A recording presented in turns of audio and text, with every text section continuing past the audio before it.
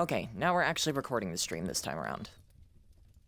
Thank you so much for the follow, Power. Or not Power, I mean, sorry, Noah Kirk. What's that mixing texture block coming out of your avatar? That is supposed to be a breath of warm air or snowflakes. Unfortunately, the person who helped make this avatar did not optimize it all too well. So, unfortunately, it's just a missing texture now. My phone just...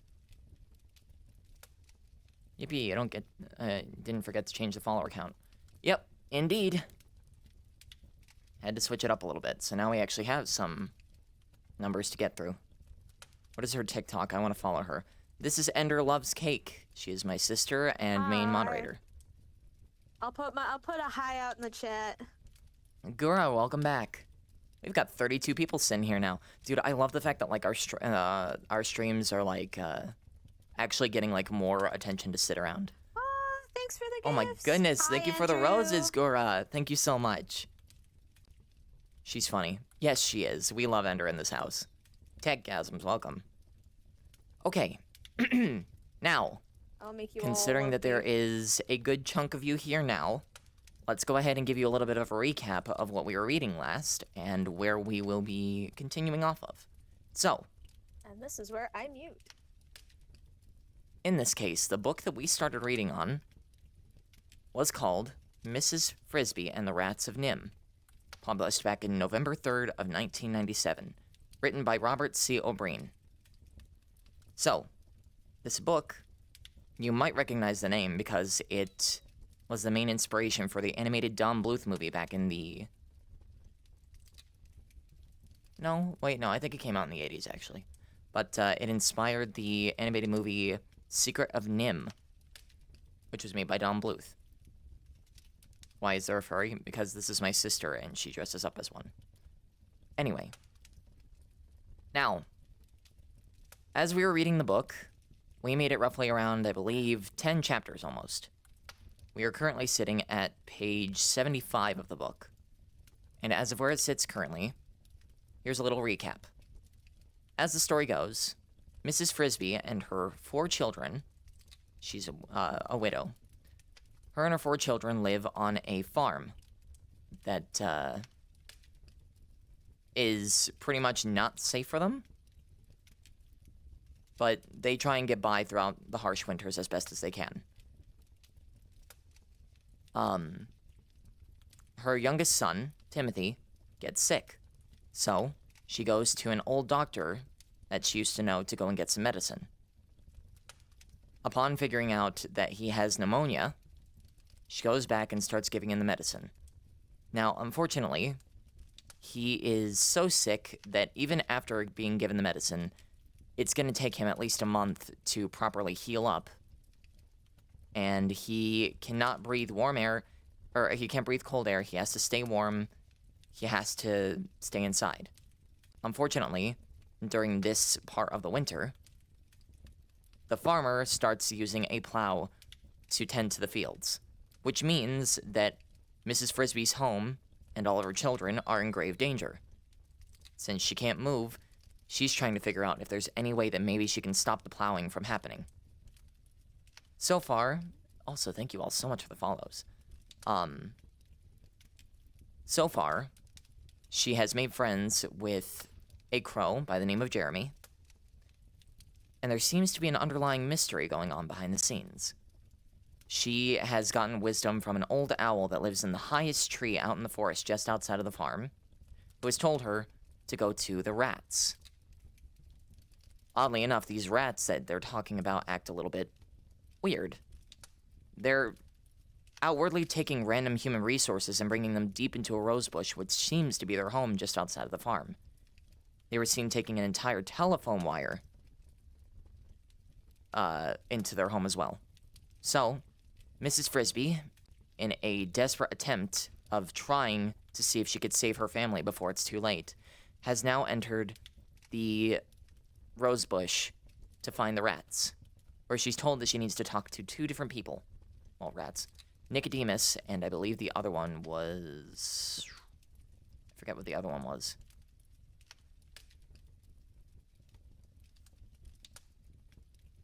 Let's see. Justin. She needs to talk to Justin and Nicodemus. Oh my goodness, Gura, thank you so much for the gifts. Again. Alright, with that, I think that we've gotten you all caught up. So sit back, relax, get yourself something yummy to eat, and let's get this book started, shall we? Let me go ahead and actually move the chat so that way I can actually see you while I'm reading the book. Because I don't want to miss out on any comments whatsoever. But let it be known, we're not answering any questions until a chapter is finished. We will announce when that happens, but for now, we are focusing solely on... Oh my goodness, thank you for the gifts again!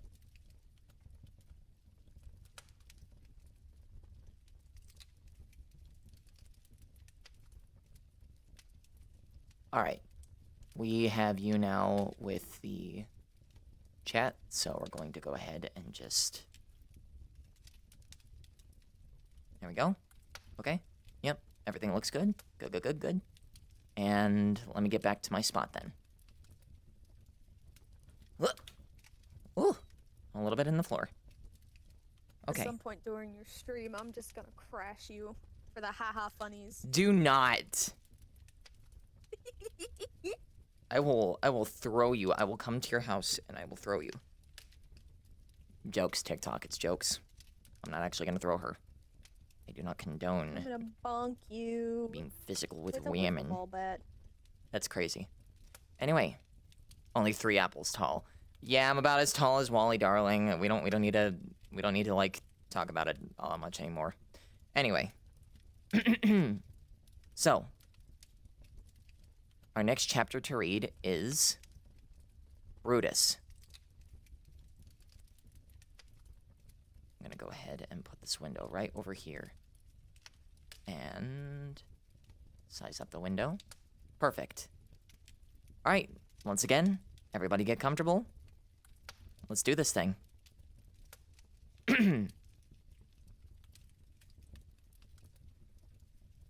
Anyway, welcome back to the stream. We're doing another bedtime reading, bedtime story stream. So, here we go. Our next chapter is Brutus. "Stop where you are," said the rat. "How did you get in here?" "I walked in," said Mrs. Frisbee, keeping her voice calm with an effort. "I found a branch with the thorns smoothed off. I pushed it back and found..." "I know," said the rat, rather rudely. "And now, walk out again. You aren't allowed in here." He moved a few inches toward her. Hold on, let me turn off the gestures real quick. Okay, anyway. He moved a few inches toward her, placing himself between her and the entrance. She noticed how powerful his muscles looked under his glossy coat.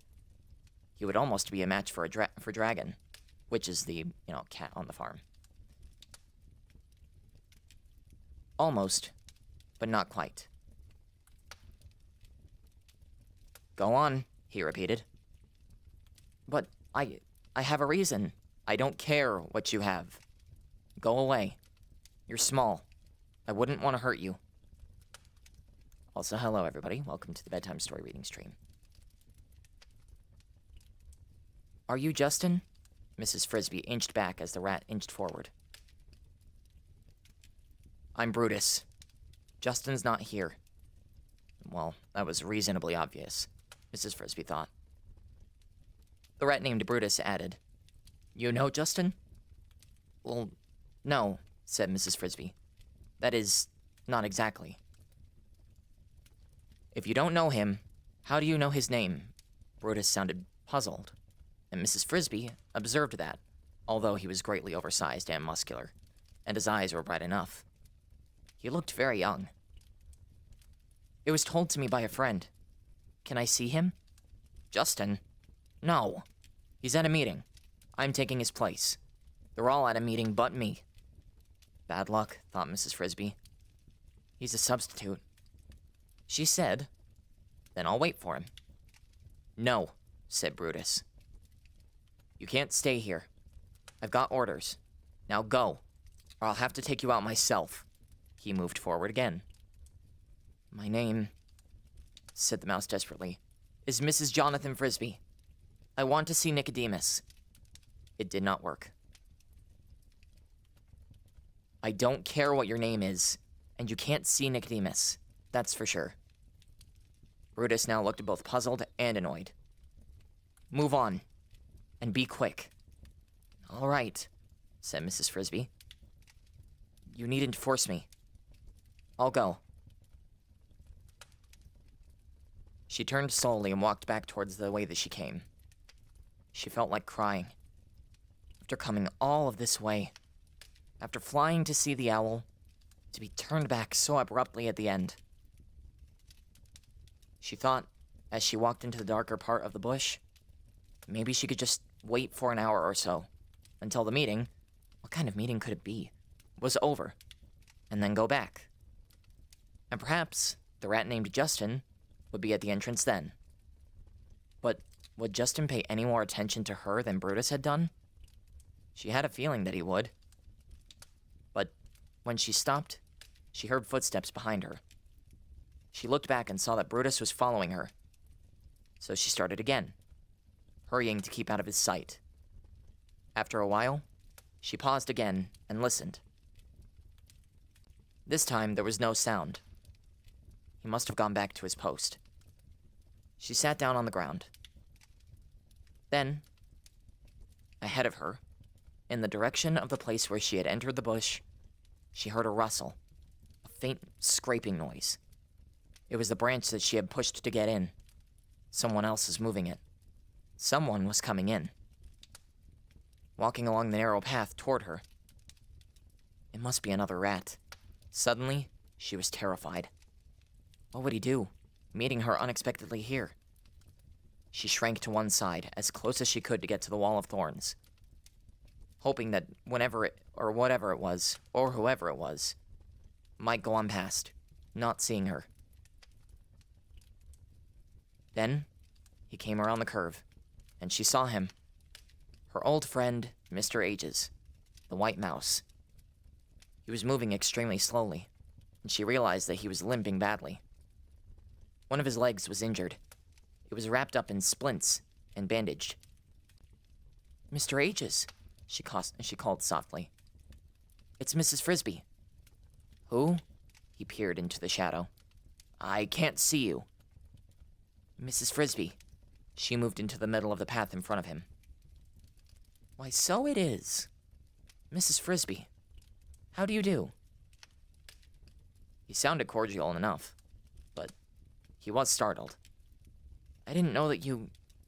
How do you happen to be in here? Oh, it's a long story. Then tell it to me while I rest. I'm supposed to be at a meeting, but I'm late already. And a few minutes more won't matter, as you can see. I had a bad fall and broke my ankle. I'm sorry to hear that. I hope it doesn't hurt. It's mending. But I can walk only slowly and need to rest frequently. He sat down with a sigh. Now, tell me what you're doing with the rats. Tell me what you're doing in the rat's bush. Mrs. Frisbee, who was wondering the same thing about him, told him as briefly as she could about Timothy, Jeremy, the owl, and Brutus. Dandy's World fan, welcome back to another bedtime story reading stream. We're reading Mrs. Frisbee and the Rats of Nim.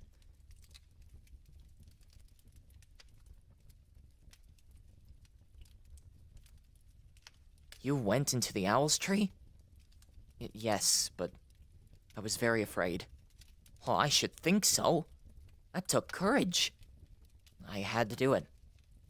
When she had finished her story, Mr. Ages sat quietly for a minute, considering it.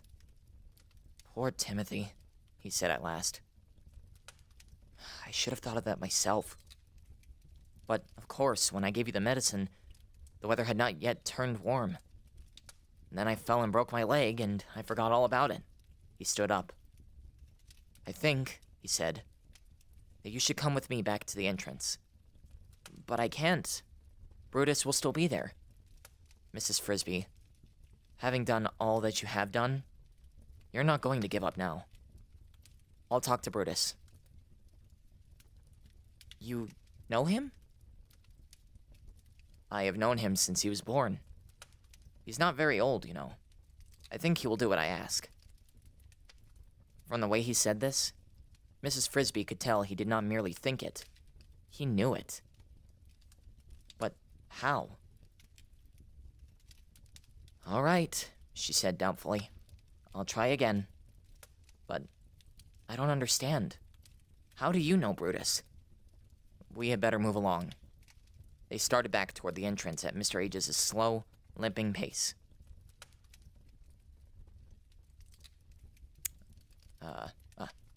As to how I know, Brutus, that's a much longer story than yours. And I doubt I'm the one to tell it to you. It is for Nicodemus to say. But I will tell you this.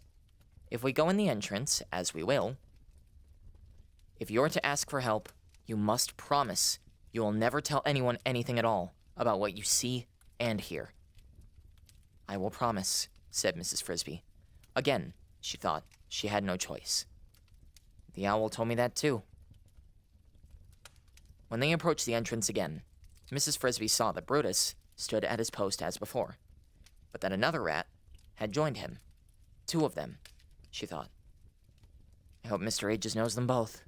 The new rat saw them coming. He looked alert, dark gray in color, and extraordinarily handsome, though not so huge as Brutus. "Mr. Ages," he said, "how's the leg?" Better. But it will be a while before I can run again." "Justin," said Brutus, staring at Mrs. Frisbee. "There she is. That's the one I was telling you about." "Is she now?" Justin looked at her casually. He did not sound particularly alarmed. "Mrs. Frisbee," said Mr. Ages formally, "may I present my friends, Justin and Brutus." How do you do?" How do you do?" Brutus sounded doubtful. "Mrs. Frisbee?" said Justin. "Not Mrs. Jonathan Frisbee." "She is Mrs. Jonathan Frisbee," said Mr. Ages. "A widow, as you know." "Madam," said Justin, bowing politely. "It is an honor to meet you." Brutus now looked astonished. "You both know her? Who is she?" "Brutus," said Mr. Ages gently. "Don't you remember Mr. Jonathan?" Brutus wrinkled his brow. "Mr. Jonathan? You mean the one dragon—" "Yes," said Justin quickly. "And this is Mrs. Jonathan." "Oh," said Brutus. Then to Mrs. Frisbee, "Why didn't you tell me? I wouldn't have chased you off." "Well," said Mrs. Frisbee, "I did try, but it doesn't matter." "No," Mr. Ages added, "because on the way out, she met me coming in. She needs to talk to Nicodemus, and quickly." Brutus looked doubtful again. "Nicodemus? But can she? I mean, how about the rules? What about the plan?" Mr. Ages said, "That has been taken care of. She has promised secrecy, and she is to be trusted completely. That I, myself, guarantee. After all, consider who she is." As an afterthought, he added, "and who her children are." "Who am I, then?" Mrs. Frisbee asked herself in wonder. "I suppose that, too, will have to come from Nicodemus." Mr. Ages said to Justin, How about the meeting?" "It can't be over already." It was temporarily adjourned," said Justin. "To wait for you, in fact. I came to find you." "Then I suppose we better go in." Justin led the way through the arched entrance, with Mrs. Frisbee and Mr. Ages following. Brutus remained outside at his post. Alrighty. That is the chapter end to Brutus. Questions are now completely open and ready to be answered. If anybody has any questions or if you need a quick recap, I've got everything for you. Just so you're aware, when you join the server, please make sure to read the rules and give us a thumbs up. Yes, it's a very huge thing. Make sure to spam the like button as much as possible. Be sure to hit the follow button so that way we can reach our goal. We're super close as is. Make sure to follow me on all of my socials as well. That being Chili Time VR over on Twitter, Instagram, TikTok, and coffee as well, and YouTube. And this code right here, just above, is the code to our Discord server. So, if you take that code and put it into your join server section in Discord, it'll take you directly to the server where we can answer your application, and then you can join right on in. We host movie nights, we have fan art channels, we take viewer suggestions for movies and future videos, and various other things. You'll also never miss out on a notification for a live stream as soon as it happens. Chi-Chi, do you like my new username? Chili Times #1 fan. Isn't that sweet? I was Dandy's, Dandy World's fan. What the hell was that? What? Sorry, I was tabbed off. What? What was what? I just felt something touch my nose. I was paying attention to the chat. What in the world was that? No, man. How the fudge did I just...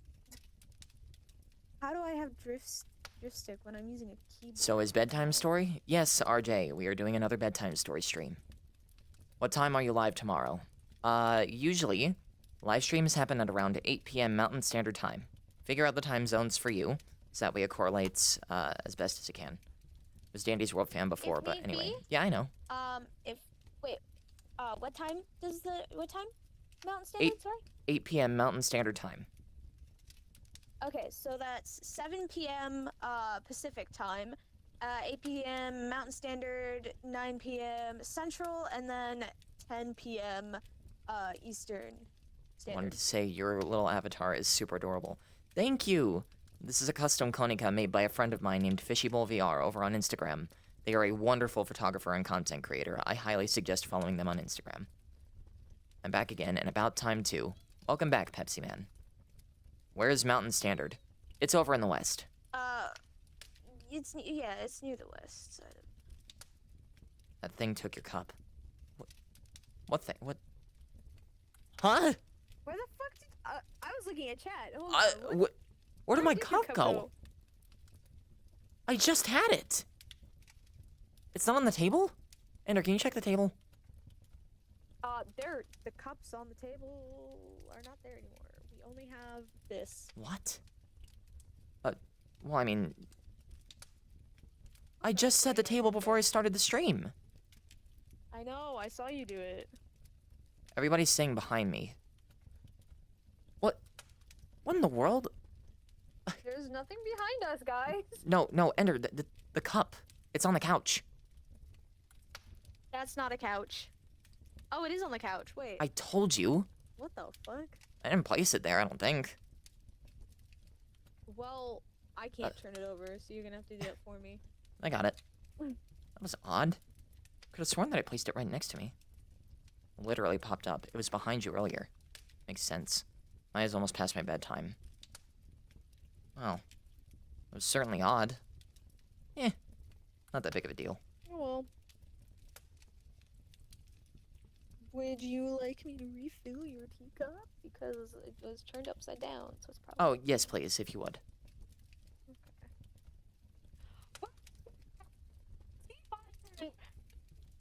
But wait, hold on. Sorry, you were breaking up. What did you say? The teapot! The teapot's gone! The The- teapot is gone! Oh, the teapot's gone. The bookshelf. What? Hold on. Look at chat. They're saying something again. It says this on the bookshelf. Bookshelf? There's nothing there. There's nothing on the bookshelf. There's nothing on the bookshelf. Dude. Beyond the top books, there's nothing up there. There hasn't been. Me and Ender are the only two people here, and the other cup is there. Ender, can you check the shelf and see if there's a cup up there? People are saying there's a cup, but Yeah, there's a cup up here. I see the cup. Do you want me to bring it down? yes, please. We're trying to make sure that we keep the table at least somewhat organized. See, I must be a scramble brain because I swear I put all these things right up on the table before I started the stream. I would never lie to you, Chili, I promise. No, I'm not saying that you're lying. Just saying, I feel like the chat has some kind of, like, hysteria for some sort of moth that exists somewhere in this room, but, like, I've said this before. When we found this place, it was completely empty. entirely.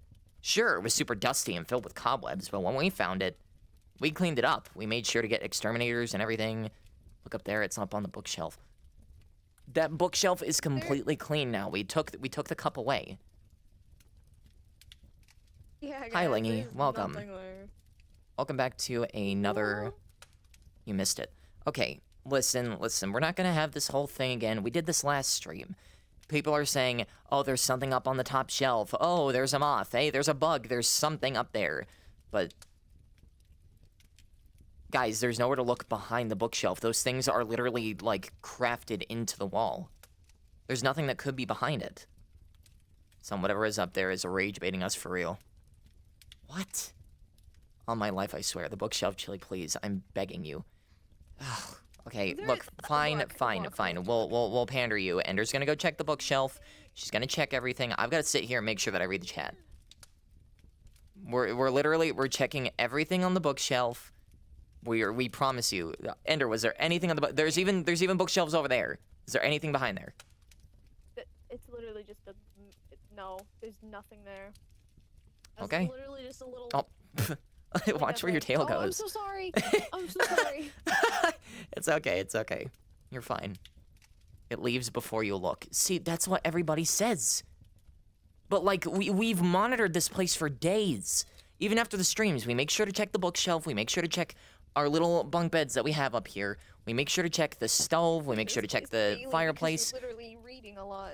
Not to mention, I always Oh my walk in gosh, with muddy sorry. boots every single day. I'm always going out into the forest. I'm always, like, picking up more firewood for the fireplace. Like, it leaves before you look. Actually kind of It's like rude because masked I have Mark, to not even mop the real, bro. floor.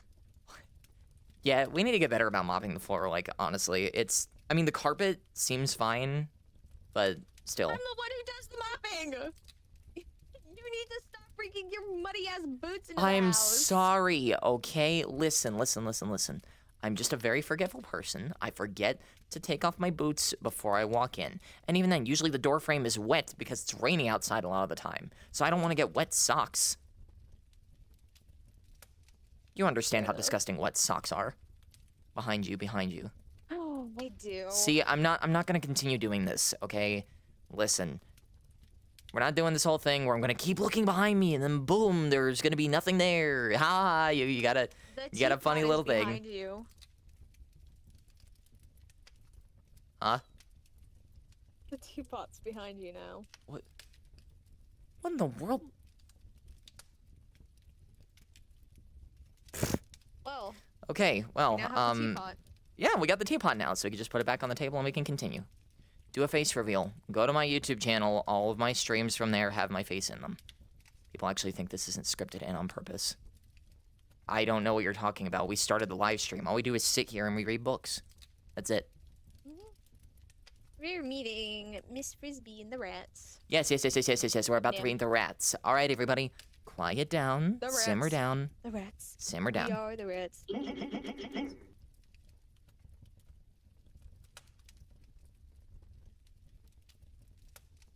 Anyway, so, would you rather have unlimited games but no bacon, or bacon games, no games, unlimited game? What?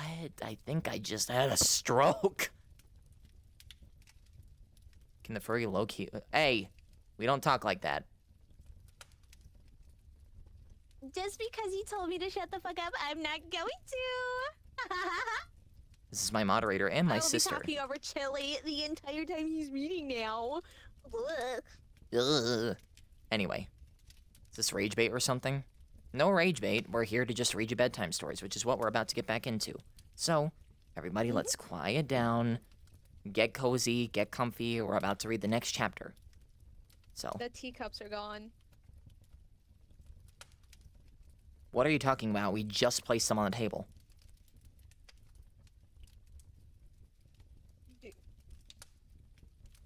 Okay. There's a ghost. Oh, aren't you silly? Aren't you silly? Ghost. Imagine having ghosts should in a name the cabin. ghost. You know the ghosts aren't real. Silly Ender. Yes, You're they so are. silly. You're so silly. Yes, they You're so goofy. Imagine believing in specters and ghouls and goblins. You gotta stop reading those old books that you found in the place. You've been reading. Guess he's been reading too much of the Spiderwick Chronicles. Guess he's been reading too much of that. They're You need to stop not reading that before bed. They are called grimoires. Excuse you. They are called grimoires. Oh, and they are by a grimoires. respectable man. Respectable man. No, it's a butterfly thingy. Whatever. Anyways, we'll save the moth talk for another stream or whatever. So, let's continue on. The next chapter is called The next chapter is called In the Library. The tunnel led gently downward, and after the first dozen steps, they were in darkness. Mrs. Frisbee could see nothing at all. Behind her, Mr. Ages limped along. Ahead, she could hear the scuffle of Justin's footsteps. She followed the sound blindly. Then she heard his voice. Just walk straight forward, Mrs. Frisbee. There's nothing to trip over and nothing to bump into. If you get off course, you'll feel the wall, he added. The dark part doesn't last long. Now, what did he mean by that? She thought it over for a minute or two as she walked and had just decided to ask him. When to her surprise, she saw ahead of her a faint glow. A light. But how could there be a light down so far? There. We're through it, said Justin cheerfully. I know that blackout bit must be annoying the first time, but it's necessary. But aren't we under the ground? Oh, yes. About 3 feet down by now, I'd guess. Then how can it be light? I could tell you, Justin said. But if you'll wait just 15 seconds, you'll see for yourself. In a few more steps, the tunnel, Mrs. Frisbee could now discern dimly, its shape and direction. She took a turn to the right, and she did see for herself. She stopped in astonishment. Ahead of her stretched a long, well-lit hallway. Its ceiling and walls were a smoothly curved arch. Its floor hard and flat, with a soft layer of carpet down the middle. A light came from the walls, where every foot or so, on both sides, a tiny light bulb had been recessed, and the hole in which it stood, like a small window, had been covered with a square of colored glass, blue, green, or yellow. The effect was that of stained glass windows in sunlight. Justin was watching her and smiling. Do you like it? The carpet and the colored glass we don't really need. Some of the wives did that on their own, just for looks. They cut the glass, believe it or not, from old bottles. The carpet was a piece of trim they found somewhere. It's beautiful, Mrs. Frisbee said. But how? We've had electricity for 4 years now. 5, said Mr. Ages. 5, said Justin agreeably. The lights, they were the very small, very bright, twinkling kind. The ones that we found on trees. In fact, most of our lights come from trees. Not until after Christmas, of course. About New Year's. The big light bulbs we have trouble handling. Mrs. Frisbee was familiar with electricity. Her husband, who knew all kinds of things, had once explained it to her. At night, she had seen the lamps shining in Mr. Fitzgibbon's house, and at Christmas time, the lights that his son strung on a pine tree outside. You mean you just took them? She asked. No, we were careful to take only a few from each tree, said Mr. Ages. It was like picking fruit, Justin said rather dreamily. The annual light bulb harvest. We had to go quite far up the road before we had enough. Even so, it took 2 Christmases. Justin, said Mr. Ages, I think we better get on. They continued along the corridor, which curved always slightly to the right. So, Mrs. Frisbee could never really tell how long it was, and which soon began to incline more steeply into the ground. Mrs. Frisbee noticed that the air, which should have been dank and damp so deep underground, was on the contrary fresh and clean, and she thought she could even detect a very faint breeze blowing past her ears as she moved. In a few more minutes, the hall widened abruptly into a large oval chamber. Here, the lights were set in the ceiling, At the far end, Mrs. Frisbee could see the long tunnel continued and looked as if it slanted upward again. Perhaps to another entrance. A back door. Was this, then, their destination? The main hall of the rats? But if so, where were all the rats? The room was entirely empty. Not even a stick of furniture. A storeroom, Justin said. Sometimes full, now empty. Then she saw that off one side of the chamber, there was a stairway leading down, and beside it, a small door. Sorry, let me fix my headset. Justin led them to the door. For freight only, he said with a grin at Mr. Ages. But considering your limp, I think we could make an exception. The stairs wouldn't be easy. Mrs. Frisbee looked at the stairway. It went down in a spiral, and each step was neatly inlaid with a rectangular piece of slate. She could not tell how far down it led, since after the first turn of the spiral, she could see no more. But she had a feeling it was a long way down. As Justin said, it would be hard for Mr. Ages. Justin opened the door. It led into a square room that looked like a closet. "After you," he said. Mrs. Frisbee went in. The others followed, and the door swung shut. On the wall were two knobs. Justin pushed one of them, and Mrs. Frisbee, who had never been in an elevator before, gasped and almost fell as she felt the floor suddenly sink beneath her feet. Justin reached out a hand to steady her. "It's all right," he said. "I should have warned you." "But we're falling." "Not quite. We're going down, but we've got two strong cables and an electrical motor holding us."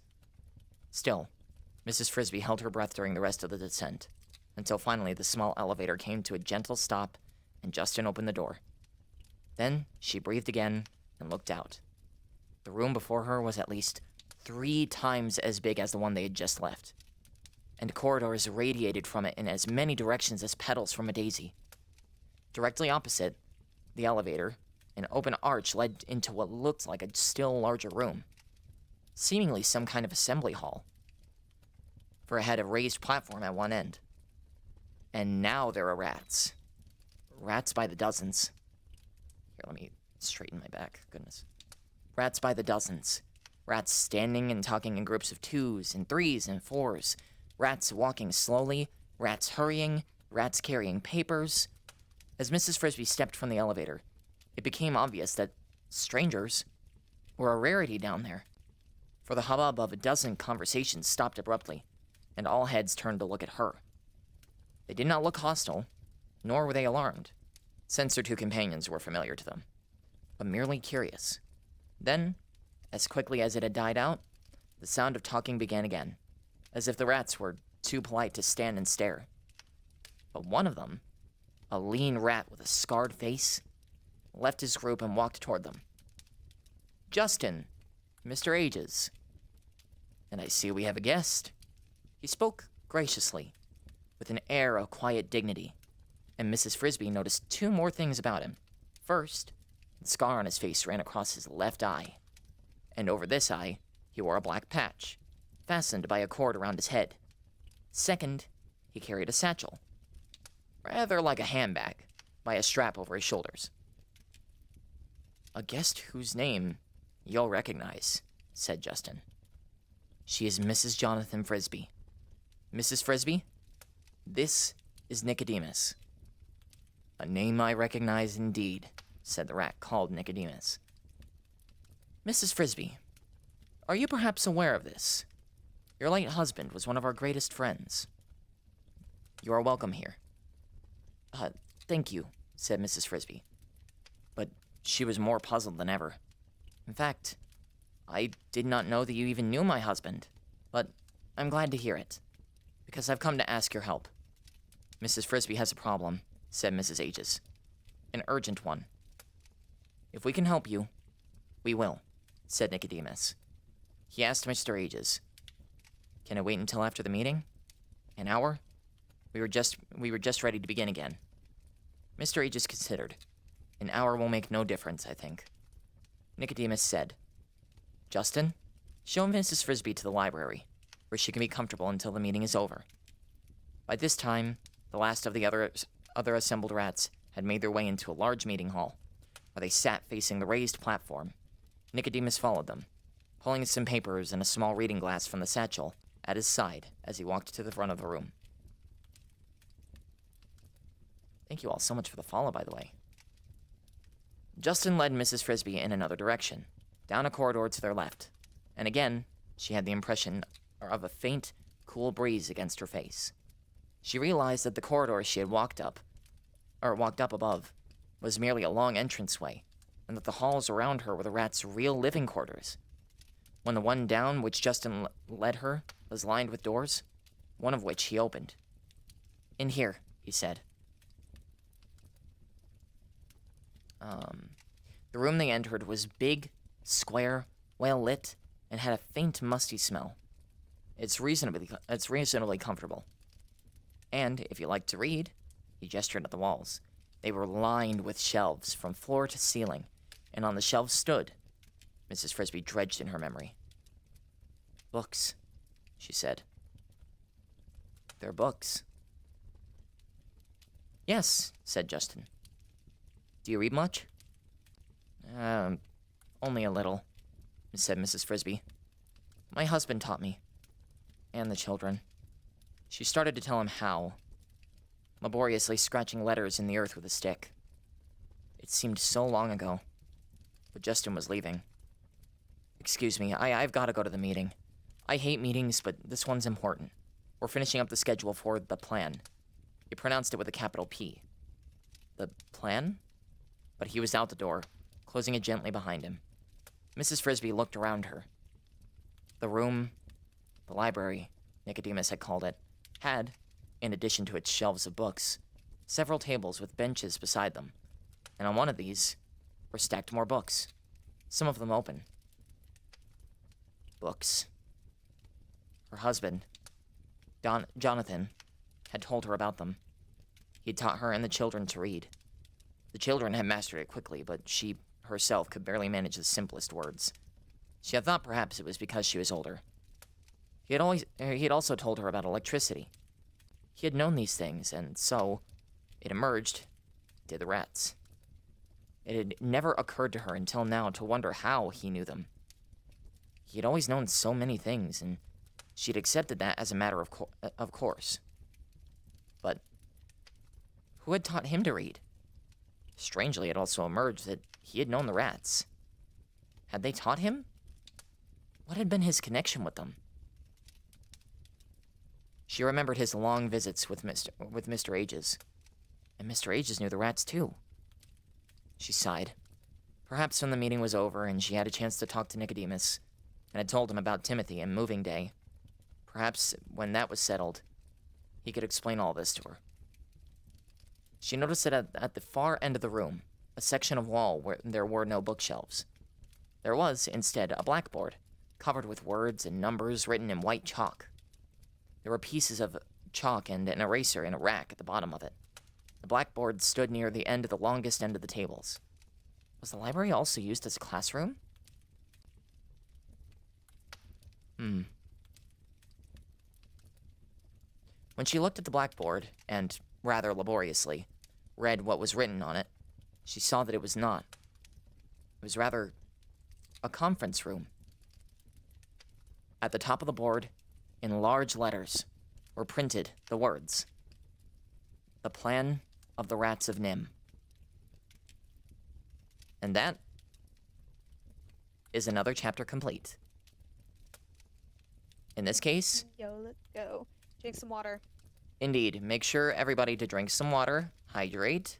It's very important. Now questions are completely open. I noticed that people were asking questions left and right here and there, so let's go ahead and see what we've got. And if you got any questions. You can also put them In the Q&A channel in the Discord, and I can ask them to Chili during these little break segments. All right, Chili, the bookshelf. Let's do this again. The cup is next to you. Well, I could have sworn that I put that there. This is my little seating area for the cup. When Dancy time again? Probably not for tonight. If I'm feeling like it, maybe I'll do a stream later where I'm, actually uppity, but chances are we're most likely gonna stick to the schedule. We'll do a stream at 8 p.m. Mountain Standard Time, which is 7 p.m. Pacific. Yeah, 7 p.m. 7 p.m. Pacific, 9 p.m. Central, and 10 p.m. Eastern. Alrighty then. In that case, after that stream, we're going to be hosting a movie night. I don't know what won the vote, I'm not but a dragon, but thank you. It's Dr. Pepper themed.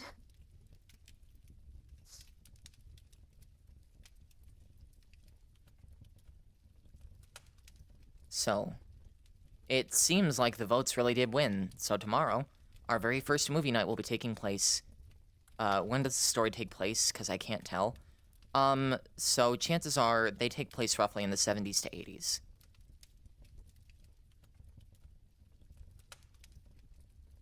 The story is Mrs. Frisbee and the Rats of Nim, which inspired the Don Bluth animated movie called The Secret of Nim.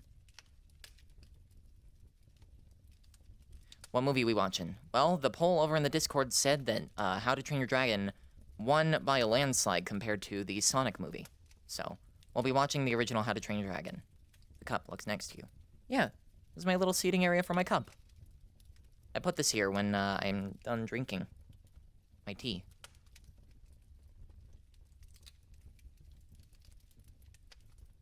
That's okay. You'll always have another chance in order to do another poll. For now, though, over the Sonic movie. How to Train Your Dragon, yes. How do I get to the poll? In this case, if you join our Discord server up in the... right here, there's a code right up here. If you take that code and you put it into your... Yeah, we're also going to put the code in the chat. But if you take that code and you type it over in your Join Server section in Discord, then you can join our Discord server. You'll only have to answer a question or two. We'll accept your application, and once you read the rules and you press a special little thumbs up at the bottom of them, you'll be able to unlock the rest of the server, and you will find the poll over in the Viewer Suggestions tab. We've got a thriving new community for people. We host movie nights. You will never miss out on a notification of when live streams go up or when a new video comes up. You can also suggest videos as well. I will also be doing story nights on the Discords, probably starting this coming week on Wednesdays, and I will mainly just be reading light novels. So it's gonna be stuff that turns into animes and things like that. Yep. So we will be engaging with every single one of you as much as possible. We're trying to make sure that this community thrives as much as possible. Anyways, do we have any more questions before we continue on one or two more chapters?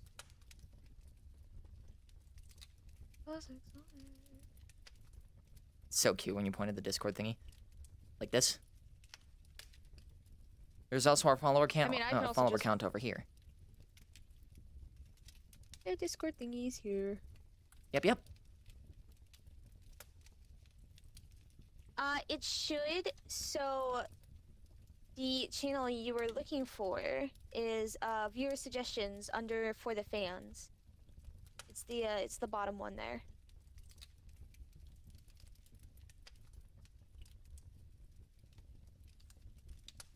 You also have to go to cabin rules and hit the little thumbs up to keep the members thing.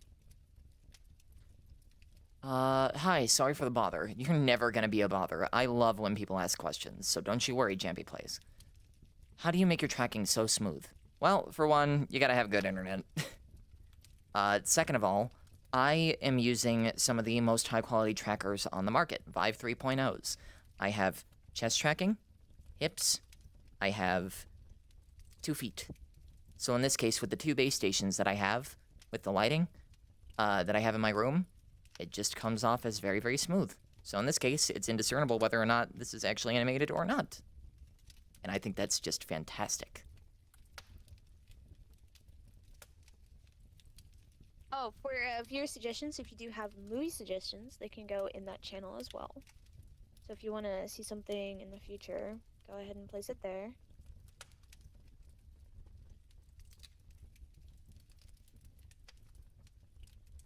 We will also we are more than happy to get live stream suggestions and things. So like if you want to see things done, like Chili's grooving right here.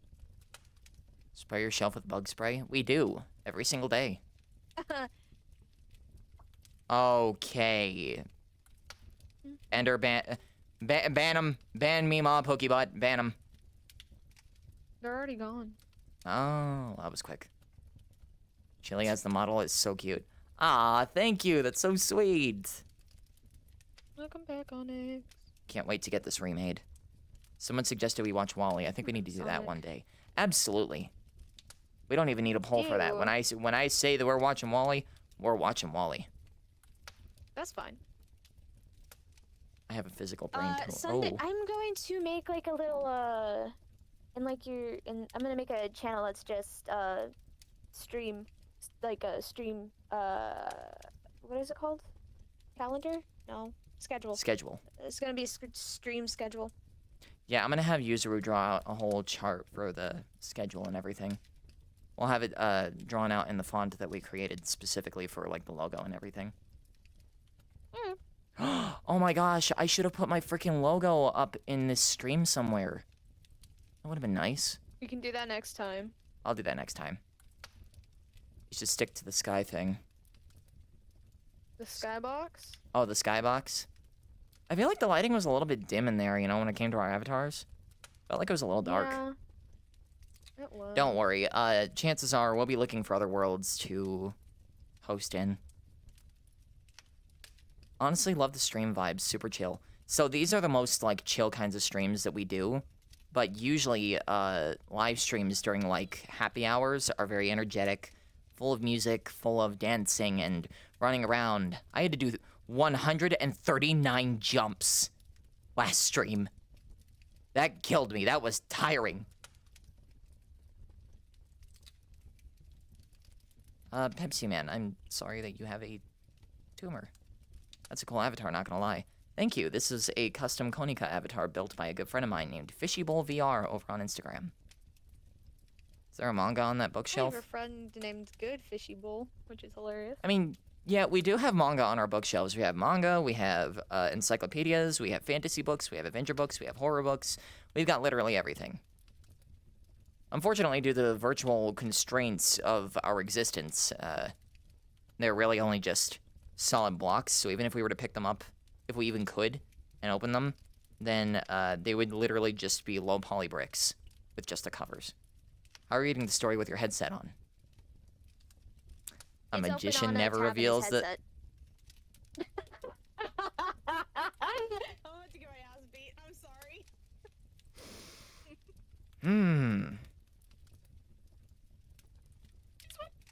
So, oh, I'm dead. Oh, I'm dead. I'm about to become one of the ghosts in this cabin. I'm going to Ender. Ender, you weren't supposed to say that. You weren't supposed to say that. You weren't supposed to say that. Get over here. Where are you going? You spoiled the secret. You spoiled the secret. I'm gonna kill you. Get over here. I'm gonna whap ya. I'll get you. I'll get you. Get off the top bunk. Go on. Shoo, get out of here. Oh, goodness gracious. Okay. Let's sit back up. We had our little fun. Here we go. Okay. Sit down. Get all nice and comfy. There we go. If I'm not allowed to tell somebody something, maybe you should tell me not to say something next. Well, you'd think that with the amount of immersion that we're trying to give here, that maybe, perhaps, it's a good idea to just roll with it. Let me lead the jokes. I got this. Okay. I'm just kidding. It's not that big of a deal. Wiffle ball bat. Bonk. Bonk. Thank you all so much for the follows. We've gotten almost 100 followers in just around an hour.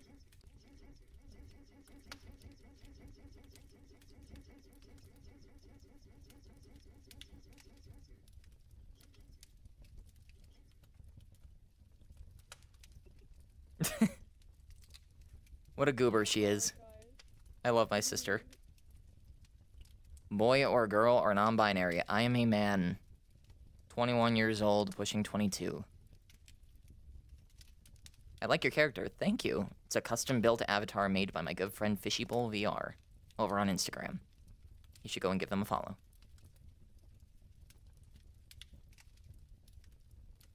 Big Lord Darkly. It's an imposter. It's so awkward now.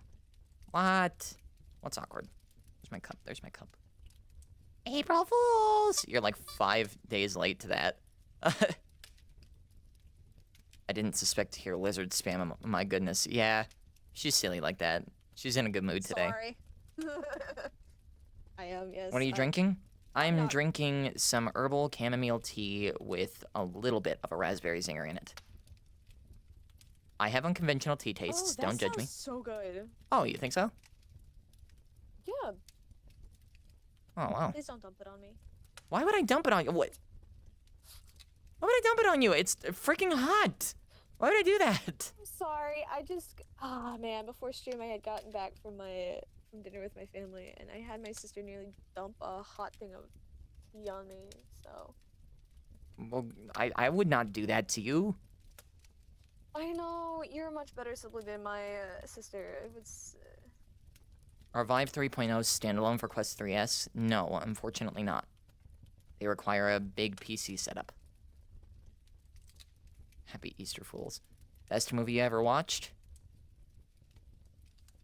Gotta say WALL-E. Gotta say WALL-E. Perfect sync moment there. That's getting clipped.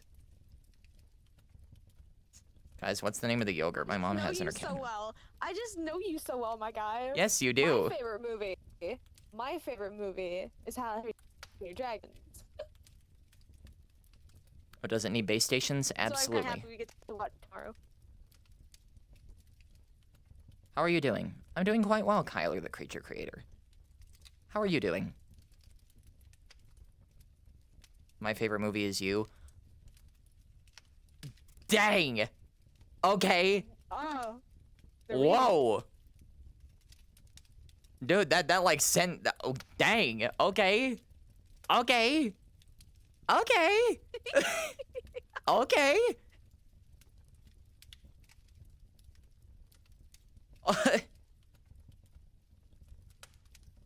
Hold on, I feel like I'm hearing Discord notification sounds, but I don't know where they're coming from. I'm getting pinged on a separate thing. There's a new Made in Abyss announcement. Yep. Another chapter got, translated over to English. Look back, there's something scary. Ha ha ha, very funny. Guess what? There's nothing behind here. It's fine. People keep saying that there's a moth. We've already checked a bajillion times. It's fine. It's fine. It's fine. It's fine.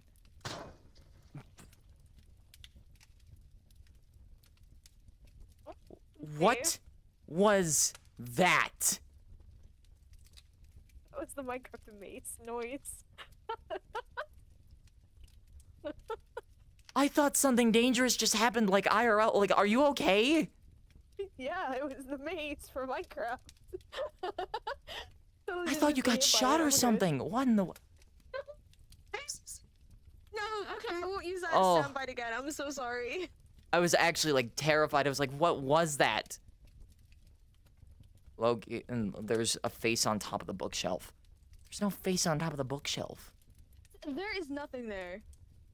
You've gone over this, like. Yeah, multiple yeah, times. There's there are nothing people in the up there. chat going, yeah, we were concerned.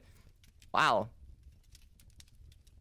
No, I'm good. I'm okay, guys. Sorry, that's Whew. that's just a soundbite that Ugh. I've got on my soundboard for Ugh. it's the Minecraft Mace.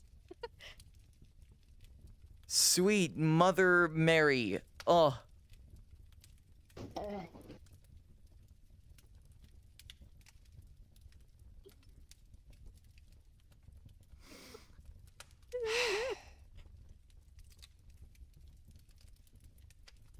The only B word I should call you is beautiful. Yeah. For free and join the fun. If you just say yes. That's the way things happen on the Polar Express. Oh, the whistle blows. That's the sign for singing. Ding, ding, the bell will ring. Golly, look at her go. Wonder if you'll get there soon. Anybody's guess. 'Cause that's the way things happen on the Polar Express. The guy who made that avatar is so talented. Face expressions are so smooth. Well, Konicas, they automatically just come with facial expressions anyways. But yes, Sprout slash Fishy Bowl did a really great job on this avatar, and it's getting remade. Can you say hi? Hi! Hi. Well, I need to rewatch that movie. Yes, Good the go- Polar Express oh. is amazing. Can we not call Chili a girl? That is your first warning.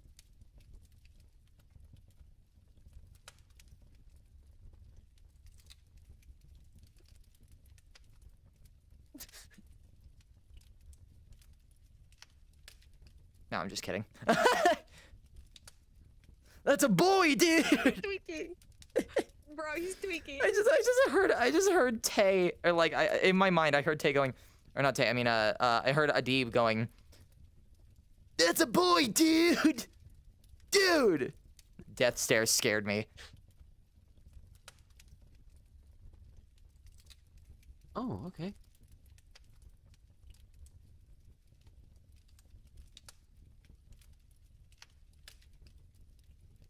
Oh. Oh. Why are you giving me the stare? What did I do? What did I do? No, I'm just kidding.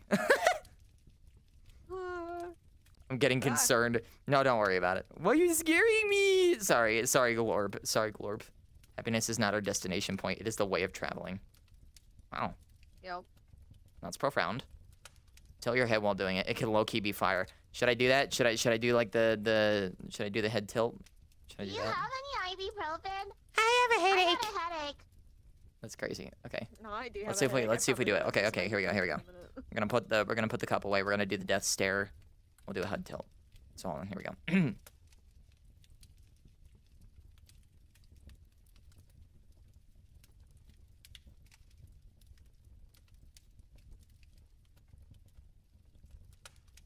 Nah, I don't feel like I really did it all that much.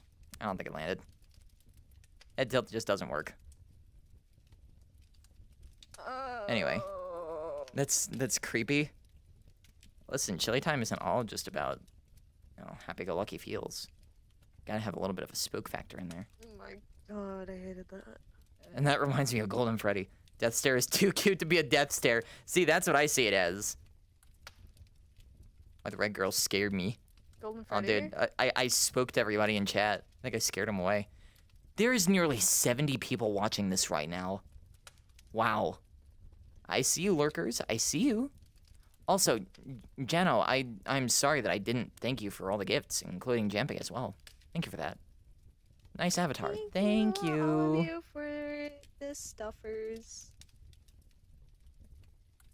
Sorry, no, there's 29 people. There was 69 plus people that followed. My bad. I got that wrong.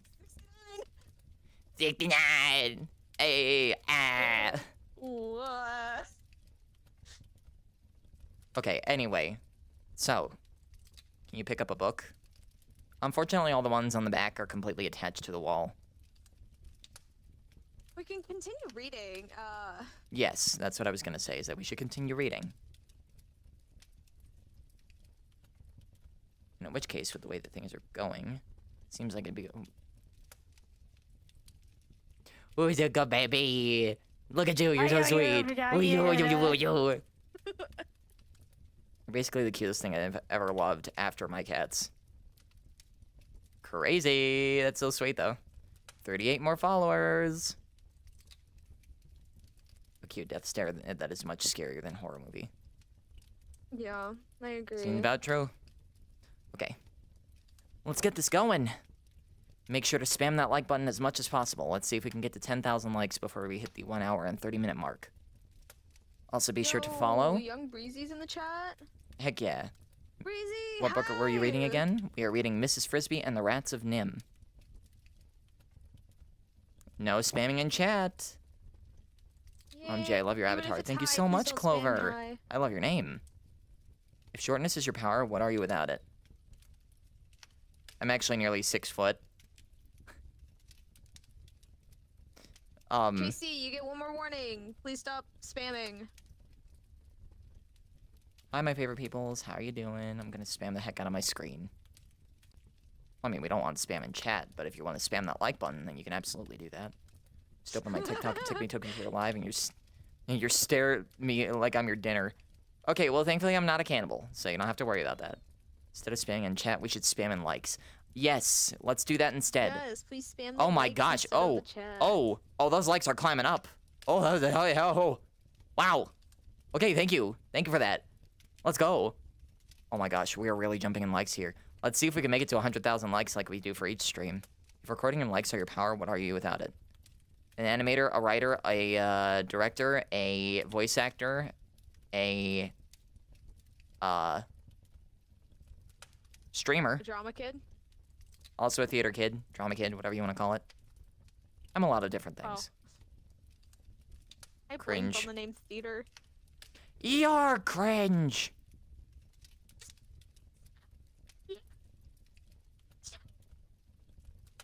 What's with the purple square things? It's a glitched texture. Actually, whenever I talk, there's supposed to be a breathing thing, like a puff of breath air, or a puff of warm air, or like a snowflake. But unfortunately, it just goodness, we just jumped from 8K likes to 12K likes in like a matter of 2 minutes or less. That is nuts. Let's keep spamming that like button then. Next chapter, please. Yes. Let's continue. Everybody get settled in. We're not going to be answering any questions while I'm reading this. Once the chapter ends, then we can answer questions after. Don't stare at me, bro. Like you want dinner. If you stop staring at me, I'm going to bring out Jesus. Jesus is on my side either way. Anyway. Let's continue this, shall we? Save the questions for after this chapter. Alright, folks, here we go. In 3, 2, 1. The next chapter is Isabella. Mrs. Frisbee spelled it out slowly. The plan of the rats of Nim. What or where was Nim? The name had a strange and faraway sound. Had these rats then come from here? Or come here from someplace else? Did that explain why they had books, and electric lights, and wires, and an electric motor? Yet, they had been there, or at least there had been rats here, for as long as she could remember. Still, it was not so very long. She wondered what other things they had.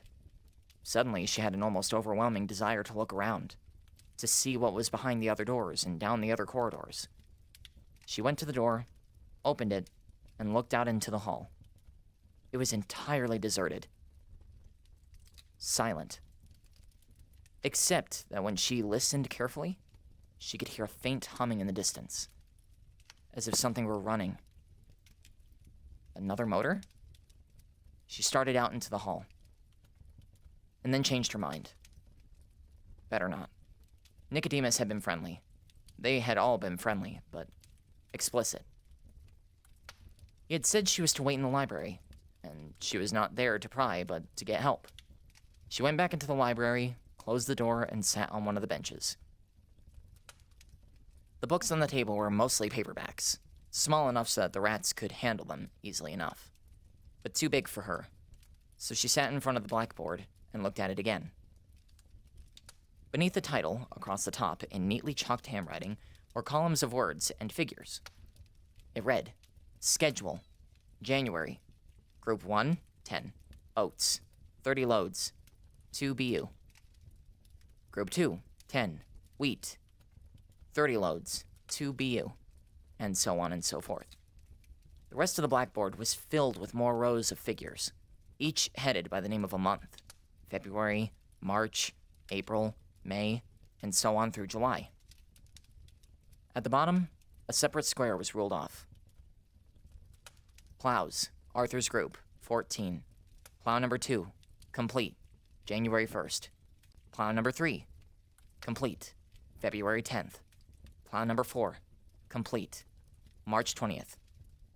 Mrs. Frisbee stared at all of this, trying to make head or tail of it, but she could not.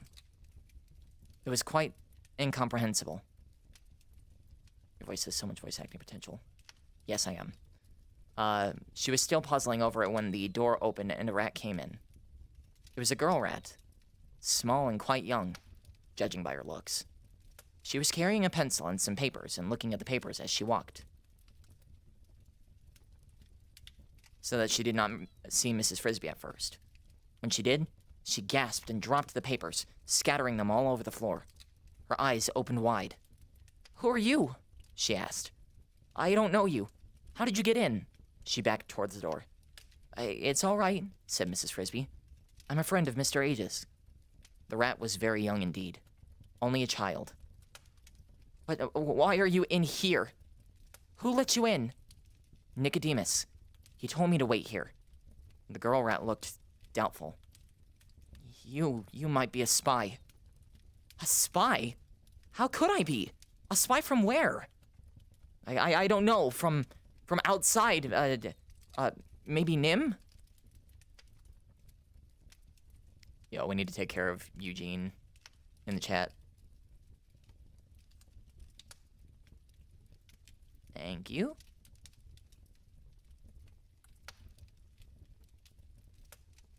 Anyway. Continuing on. "I don't even know what Nim is," Mrs. Frisbee said. "That's what you say," she said back. "But I don't. What is it?"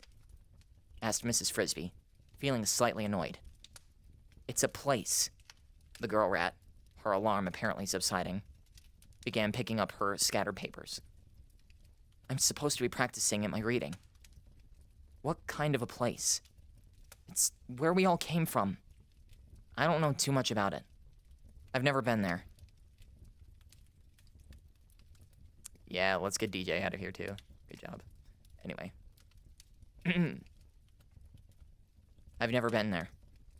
"How can you come from there if you've never been there?" "My father and mother did. I was born afterward. I think it's white. Anyway, I know one thing. We don't want to go back. We don't want to get caught." So, Mrs. Frisbee thought, that sounds as if whatever Nim was, the rats had escaped from it to come here. But she realized that she was not likely to get very clear information from such a child. Again, she hoped that Nicodemus would explain it. Did Nicodemus come from Nim too? Yes. And Justin? Yes. You know Justin? Yes, I do. Well, I guess you're not a spy then, said the girl rat. She sounded mildly disappointed. Then, she added irrelevantly, Justin's not married. She climbed on one of the benches and opened a book. He's the best one of all. He's not even afraid of dragon. She read in the book for perhaps 30 seconds, picked up her pencil, then put it down again. I'm too young to get married. Well, I suppose so, said Mrs. Frisbee. For a while yet, but that won't last long. That's what my mother says, but it seems long. And Justin might marry somebody else. Well, maybe not, said Mrs. Frisbee, who could see beyond the tip of her nose. He's pretty young himself yet. What's your name? Isabella. Well, that's a mighty pretty name, Mrs. Frisbee said. It's all right. Only my brother calls me Izzy. I don't like that. I don't wonder. Where's your brother? At the meeting. He's older. All the men are at the meeting, but my mother didn't go. The mothers don't always go. She's in the grain room, packing grain. Packing grain? Mrs. Frisbee asked. For the plan. She doesn't like the plan, though. There it is. The plan again. What is the plan? Why doesn't she like it? Mrs. Frisbee inquired. It's just the plan for where we're going to live and all that. She doesn't like it because she says it's too hard. No more electric lights, or no more refrigerator, no more running water. But she isn't deserting or anything. Not like Jenner. We didn't like Jenner. Who's Jenner? She asked. He was in the group, but he quit. Maybe he went back to Nim. We don't know. Mrs. Frisbee was gradually getting a picture of life in the rat colony. A somewhat confusing one because Isabella was a child, but nonetheless, certain things were apparent. They had a grain room, presumably for food storage. The females sometimes went to meetings and sometimes not. Nicodemus seemed to be the leader. They had a plan for the future that some rats did not like, and one named Jenner had deserted. Or had others gone with him? She was about to ask Isabella when the library door opened and Nicodemus, Justin, and Mr. Ages entered. Another rat came with them. A stranger. All right, that's the end of the chapter Isabella. We are open to questions again.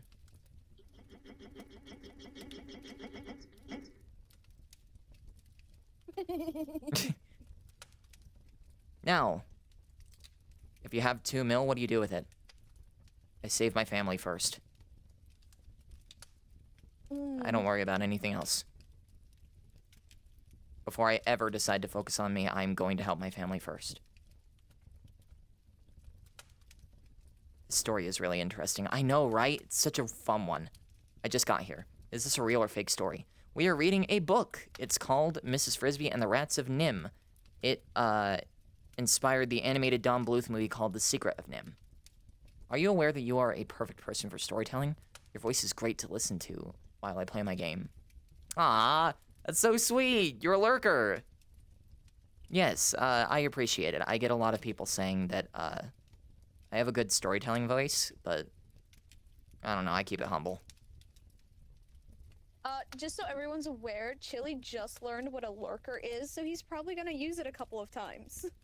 Only a couple. It's not like I'm gonna be like, you know, all the time.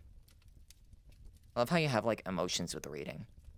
I try to make sure, I know that a lot of people, when they read, they're very bland with it. Like, in this case, you know, he will say, the strange rat was named Arthur. He was stocky, square, and muscular with bright, hard eyes. Like, you know, they read the words individually. I love 3D modeling, because, what do you mean? I can make a model of my OC just to make him hit that one Sonic pose. Is that hair made of jelly? By the way, Nope, it's just very, very fluffy.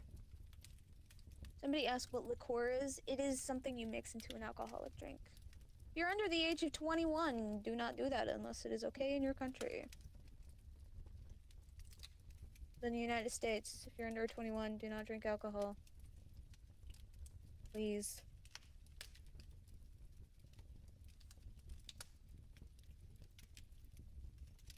Did my eyes just go side? Okay, no. I thought my eyes just split sideways. Okay, yeah, no, sorry. Lurkers are just people that don't really text in the chat all that much, but instead keep the stream on in the background. I learned that because I went on Twitch and watched a lot of VTubers.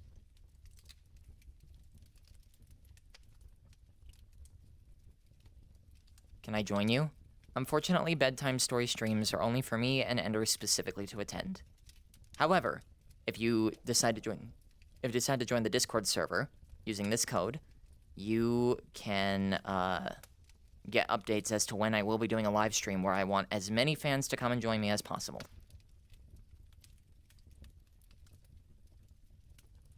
Oh, I never expected to hear it outside of Twitch. Yeah, I'm gearing up to use Twitch a lot more. But for now, I'm trying to just earn like 10,000 followers to make some monetization through TikTok. I love when the other person looks at the camera of the left side of their eye. It looks so funny. Yeah. She's silly like that. It's because my eyes track Chili. So I'll look at Chili. My model's eyes will track Chili.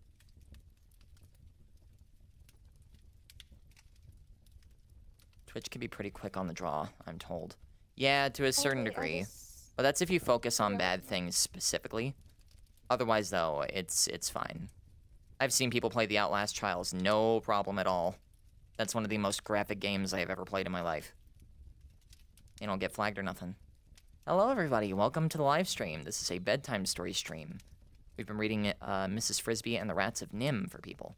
Currently, we just got done finishing a chapter, so we're taking questions. It's mostly these sort of storytime streams you do. It's 50-50. If I'm not doing these kinds of streams, I'm doing the ones where I'm actually up and about and actually dancing, having fun, playing music for people, taking song requests, that kind of stuff. You talk like Kirk? Are we talking about, like, Charlie Kirk? Because I'll take that as a compliment. This AI? This is Not at all. AI. No, we are real, living, breathing human beings. Behind Think the of it- characters, at least. Yeah. How many chapters are there in this story? I believe there's roughly around 29? I don't know what chapter we're on currently, but I know that we're getting at least to the midway point. Why are you ignoring me? We're not ignoring. We're not ignoring you. Sometimes we just miss what people say. If you'd like to repeat what you asked, makes me want to hop on and dance till I fall over, even after a long day of work. Yep, that's the kind of vibe that we try and set here. Dig both models, though. During Nice. The, Thank you. uppity streams. Charlie Kirk talks My Jesus. model is Amen. a public one. Said you kind of sound like The Rock in his prime, not gonna lie. Seriously? That's a new one. Do you eat water? Don't look at me. I didn't watch The Rock while he was doing WWE stuff. I do eat water. I eat water a lot. When do you usually stream? 8 p.m. Mountain Standard Time. Usually on the dot. Why somebody else saying Charlie Kirk? Bro, actually, he actually has a point. You kind of sound like a young Rock. I wouldn't know. I haven't heard what The Rock sounds like when he was younger. Do I know how to rig? Because like I said, I can model, but I can't rig. Why is there a furry? This is my sister. Why do some people just automatically default to, like, you being a furry? What's up with that? Because of some because of zoophiles, there's issues with people not liking furries, specifically because of that. Still, I still love you the way you are, Chili. Oh, isn't that sweet? Thank you so much, RJ. That's your sister? That's really Hi, I'm sick. Chili Sissy. Yep. I did not mean to say it that way. I'm sorry. I'm not 100% sober right now. So Oh, my you're filter's kinda on the you're back burner. fine. You're fine. You're a sweet baby. You're fine. We love the big sis here.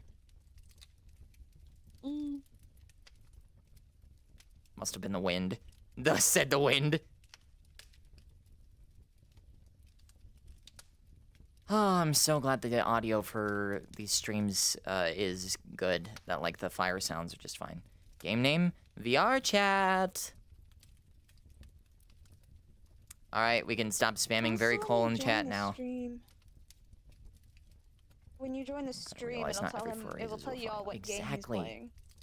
You get it. Also, yeah. This is Skyrim, I'm sure. I mean, this room kind of does look Skyrim-y, but no, not really. I thought you didn't see my text. I see everybody's text. How do you think I'm reading all this? I am also watching the stream on my own phone, so like. I Show can us your see avatar. all. If Chili misses a question, I will probably I'll probably tell him.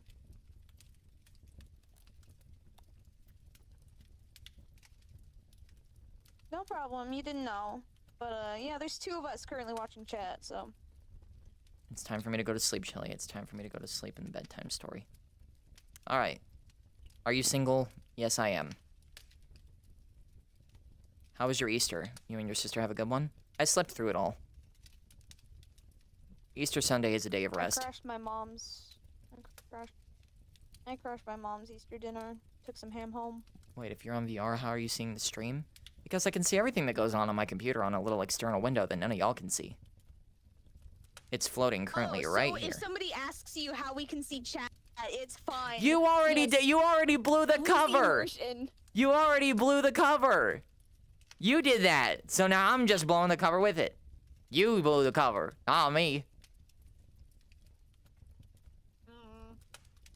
I know what kind of look you're giving me behind those eyes. On that. Who's taller? I am. Any look behind these eyes. Yeah, he is. Oh, VR, yeah? The Windows and VR thingy, it always wigged me out. Yeah, it does help.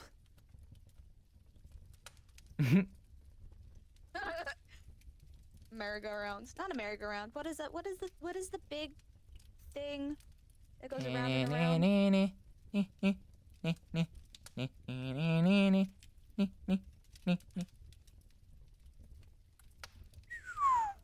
I'm back. How tall are you? Almost, I'm like 5'9".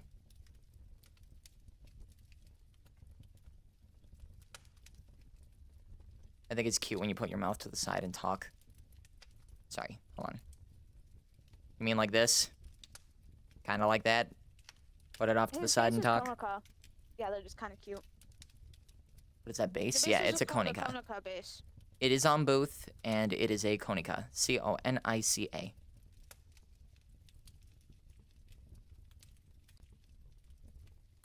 Look at all of you. I love how each and every one of you attends and shows up. You're so cute. Rah. Ah, thank you.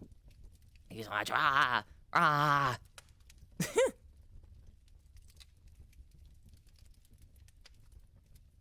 Good night, chat, and good night, Chili. I'll see y'all tomorrow. Heck yeah. See you tomorrow. Oh. Have you drank any water on this break?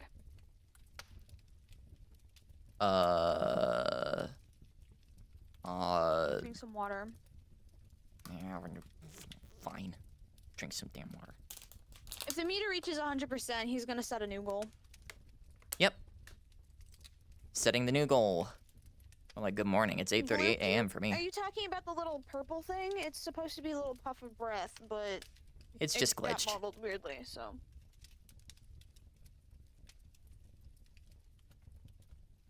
Well, good morning, good afternoon, and good evening to you all. Do the thing again? What thing? Do the roar. Yeah, the Bry. Alright, let's This one I continue am right on now. I'm since trying to we've had listen to some the story, water. and I hear in my ears. The floating thing. Oh, okay.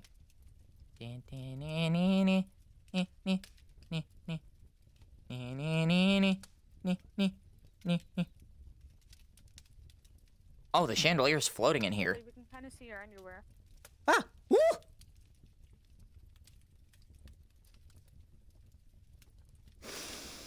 Let's not say brain rot things in chat.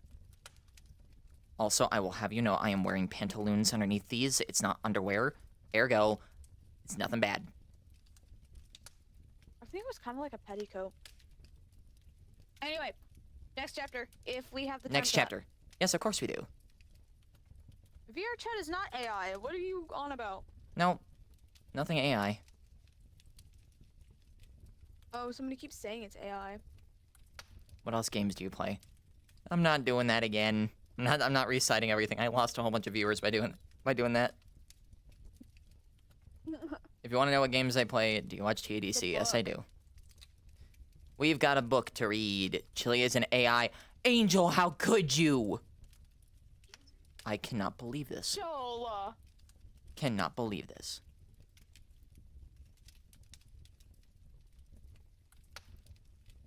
I don't play League. Hi, Kiki. Yuck. Yuck. Get that out of here. Anyway. We're on to the next chapter, folks. So, once again, get comfy. We're going to save the questions until after the chapter, which should only be a couple of pages. Y'all can make it through. Now, in this case, also sorry if I don't talk much, I'm making a model for animations. No, what you're doing is being a lurker, and that's good. What? Oh, we reached the goal. And Chili just learned what lurking is. So he's going to be using that a lot. Man, you're making it sound like I'm some kind of like a stop. No, because that's what people do. Once they learn a new word, they use it a lot. It's just what the brain wants you to do. Yeah, but I don't want it to come across as annoying. It's not annoying. It's literally just what our brains do. Okay. Ooh, this is neat! Everyone needs to know what this means now. Yes, they do. Dino door. Anyway, we've got another chapter to read. So many Dino-Door So, plushies. Let's go. Let's save the chat. Let's save the questions and whatnot until after the end of this chapter. Okay? We take breaks in between chapters so that way people can answer questions. So for now, let's get everything all situated and set up, and we'll continue on. For people to ask questions. What did I say? You said to answer questions. For people to answer questions. Oh, sorry, to ask questions. My bad. Mm. Sometimes I don't get my words right. My bad. Anyway. Next chapter. A powder for dragon. The strange rat was named Arthur. He was stocky, square, and muscular, with bright hard eyes. He looked efficient. You might call him our chief engineer, said Nicodemus to Mrs. Frisbee. As indeed, you might call Justin the captain of our guard, if we had any such titles. But we don't. Mr. Aegis thought Arthur should come along, though he didn't say why. So, we still don't know what your problem is. Isabella was gone. She had dropped her papers on the floor again when the others had entered, and Justin, to her intense confusion and visible delight, had helped her pick them up. Hello, Izzy, he had said. How's the reading coming? Oh, it's fine, she said. I finished the third reader last week. Now I'm on the fourth. The fourth reader already? You're getting quite grown up. At that, she had almost dropped the papers a third time and made a dash for the door. It did not matter. Mrs. Frisbee noticed, if Justin called her Izzy, just so he called her something. Nicodemus closed the door behind her, then sat down at one of the benches, facing Mrs. Frisbee. The others sat down too, Mr. Aegis stretching his splinted leg in front of him. Nicodemus took the reading glass from his satchel, opened it, and through it, gravely examined Mrs. Frisbee's face. You will forgive the glass and the scrutiny, he said. When I lost my left eye, I also damaged the right one. I can see little close-up without the glass. Indeed, not very much even with it. At length, he folded the glass and put it on the table. Now, he said, what is it we can do to help you? So, Mrs. Frisbee recounted once more the events that had led her to coming there, and at the end repeated what the owl had advised her to say. Move the house into the lee of the stone. She added, I don't understand just what he meant by that. Jeremy, the crow, says it means the side where there's no wind. But what good would that do? I think I know what he meant, said Nicodemus. In a broad sense, lee means the sheltered side. A bird flying over Mr. Fitzgibbon's garden would notice something most of us would miss. He reached into his satchel and took out an old sheet of paper and a pencil. He opened the reading glass again. As he talked, he drew a sketch.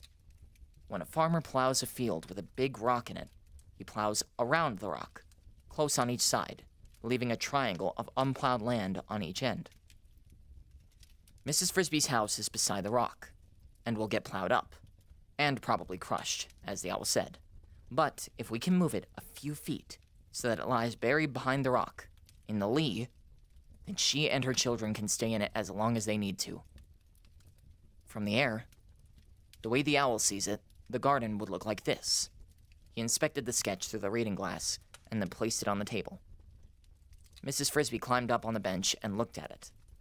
It was a rough map, showing the garden, the big stone near the middle, and the way the furrows made by the plow would curve around it, rather like waves around a boat. Show me where your house is buried, said Nicodemus. Mrs. Frisbee pointed to the spot on the sketch. I know where that cinder block is, said the rat named Arthur. In fact, I thought about bringing it in, but I decided it was too long a haul. They had it tied on top of the harrow for weight, and it fell off just as they were finishing the garden. Can you move it asked Nicodemus, pointing at the sketch. To this spot right here, and bury it again? Yes, said Arthur. That shouldn't be hard at all. Mrs. Frisbee was delighted. Looking at the map, it all became crystal clear. And she could see what a beautifully simple idea it was. When Mr. Fitzgibbon plowed, he would go right past their house. They would not have to move until Timothy was well, and until the weather was truly warm. She remembered again what her husband had said. How easy to unlock a door. Yeah, how easy to unlock a door when you have the key. She found the key. Or, rather, the owl had found it. Nicodemus asked Arthur, "How long will it take?" Well, it depends. With a party of 10, a couple of hours. But with 20, maybe an hour. We can spare 20. But it's still too long. He looked worried. So did Arthur. Yes, he said. We'll have to work at night. But even so, there's just no cover at all. It's wide open. We'll have to take care of Dragon, said Justin.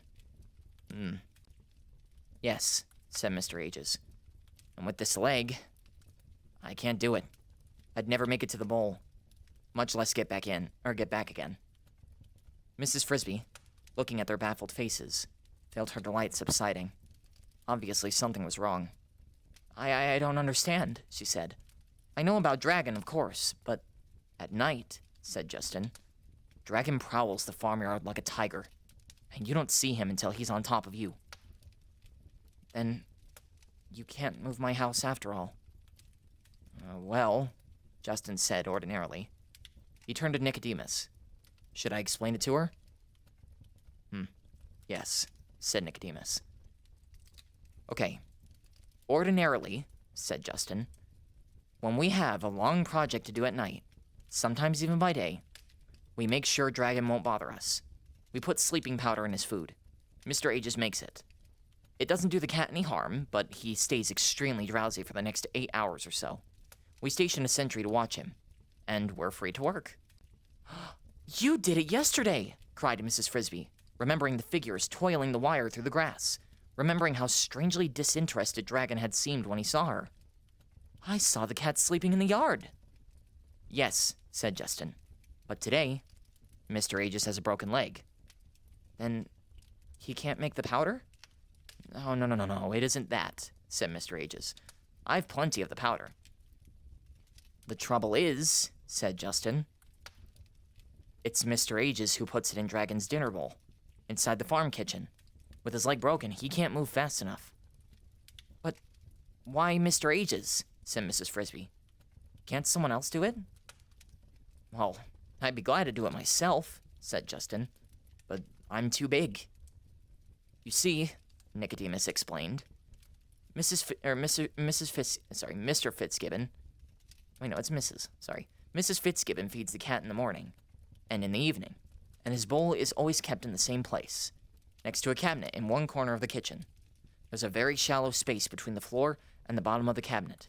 A few years ago, when we conceived the idea of putting Dragon to sleep, we cut a hole in the floor just behind the cabinet. If we put it anywhere else, they'd see it. To reach the bowl, Mr. Aegis crawls under the cabinet, and when he gets to the edge, he makes a quick dash to the bowl, drops in the powder, and dashes back out of sight. But with a broken leg, he can't dash. Well, we might try leaving some bait outside the house, said Justin. That worked once.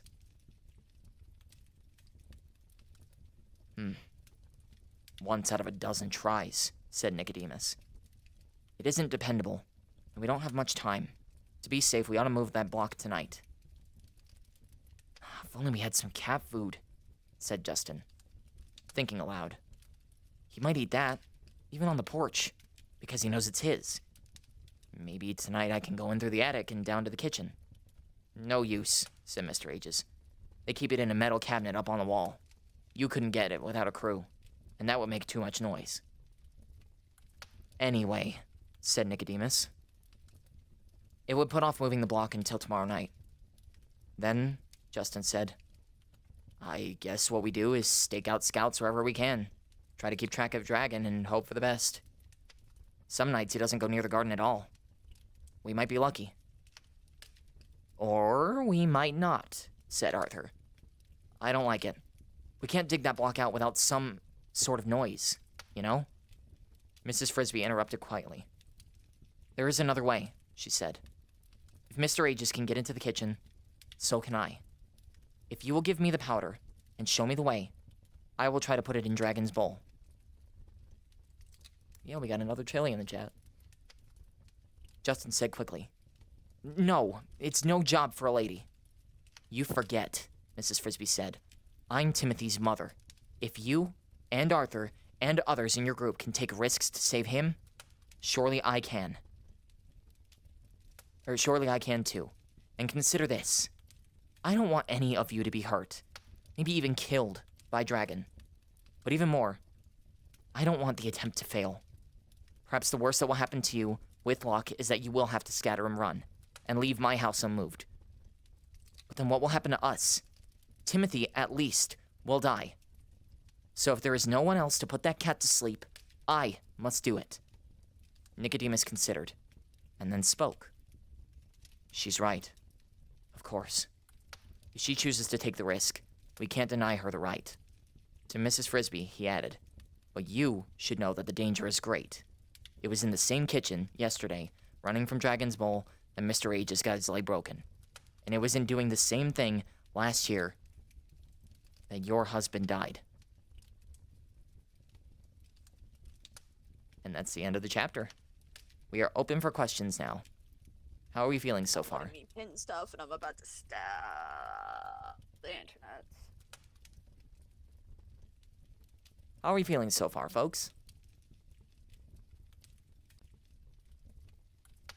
Also, thank all you new people. So, Whack Axe, if you're new here, in this case, we are doing a bedtime story stream. We are reading Mrs. Frisbee and the Rats of Nim, which was the inspiration for the animated Don Bluth movie called The Secret of Nim. We're roughly around halfway. Well, I'm following you mainly. Oh, I didn't know. I can't really tell who's following and who's not. I forgot what feeling is. That's unfortunate.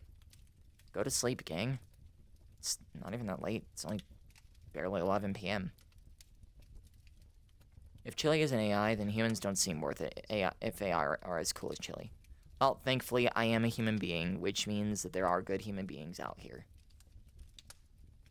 But Dude, Breezy, you know he's on there. You talked to him last night, man. yeah, you did.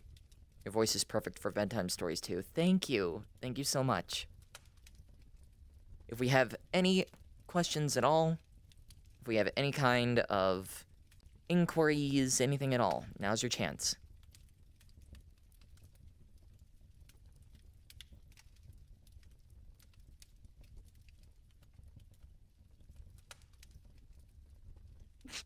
Are we just gonna sit here in quiet time? We Yes. gonna have quiet time now. How are you feeling about the book so far? Oh, I absolutely love it. I love the book. What kind of books do you read? And I yeah, read he does any watch kind of book. anime. You gonna update the follower goal? I will. Okay, so what is this book about? This is my first time here, so I don't know the book. This is Mrs. Frisbee and the Rats of Nim. This is a fantasy adventure book about a widowed rat by the name of Mrs. Frisbee, who lives on a farmland with her 4 children. Unfortunately, due to a harsh winter, her youngest child, Timothy, got super sick. And considering that the farmer is getting ready to plow through the property, the cinder block of which her and her family live in, underneath the ground, is about to be destroyed. So, she's trying to find a way to get the plowing to not happen, or at least to get her family to safety before peril ensues. So it's a race against the clock. Say who the author is, making me interested. So, in this case, the author of Mrs. Frisbee and the Rats of Nim is Robert C. O'Brien. It's a really great book. It's a good movie too. It's a good movie as well. you heard about the Backrooms movie? Yes, I am extremely hyped for that, and I am going to make sure that I go to theaters to see it. Secretly going to give it, no one will know. Oh, well, thanks for that. Are the rats in this story like actual rats or human-sized rats or something like that? No! This entire They're book actual is rats. actual rats. Actual crows, actual rats, actual dragons. These are real rats that are actually planning and scheming things. And there's a reason behind it, but it's a secret. Currently, Mrs. Frisbee is just a regular rat. Or, sorry, a regular mouse. She's reaching out to these rats, who apparently have heightened intelligence. And in this case, they come from a mysterious place called Nim, which they're scared of going back to. We don't know what Nim is yet, but there's a reason why these rats are able to understand electricity, understand how to make concoctions, able to read, have entire libraries and underground bunkers, completely made by scratch, by the way. These rats have a heightened intelligence and some weird mystery about them. That's what we're trying to figure out. And that's why we're reading this book.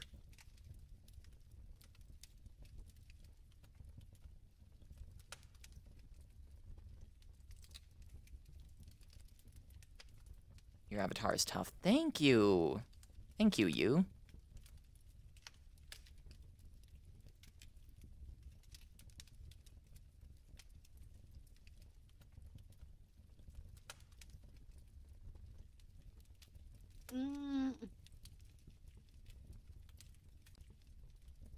Any other questions, folks? Anything at all? You should continue the story. I'm starting to fall asleep myself. Say what book is next? Piranesi, when we're all done with this book. It's gonna take a little bit for us to finish this book, but... The next book that we will be reading is a liminal space fantasy adventure book called Piranesi. Did you know you and your sister are awesome? I think she's awesome. Do you watch anime? Yes, I do. Can people from the streams chat tell a story? Well, that's not exactly what we're here for. Hello, bro. What up? Thoughts on the Mario movie? The new one? I liked it, but I felt like it was way too fast. Way too freaking fast. The pacing was so everywhere. What is your biggest irrational fear? Needles. And the ocean.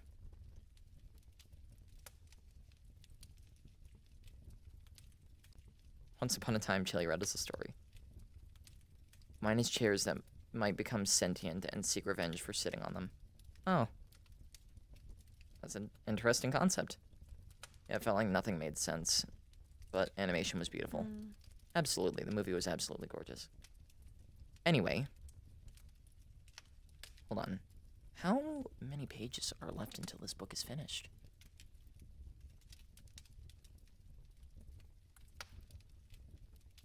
I feel like we're getting at the climax, so... Actually, we're barely even the halfway next through it. chapter... Oh shit, we're not even close to the climax then, damn.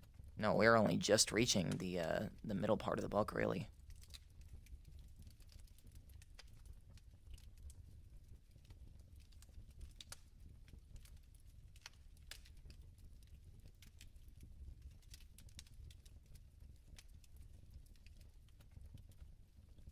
Heard a page flip. Oh, you That's definitely didn't hear it hilarious. from me.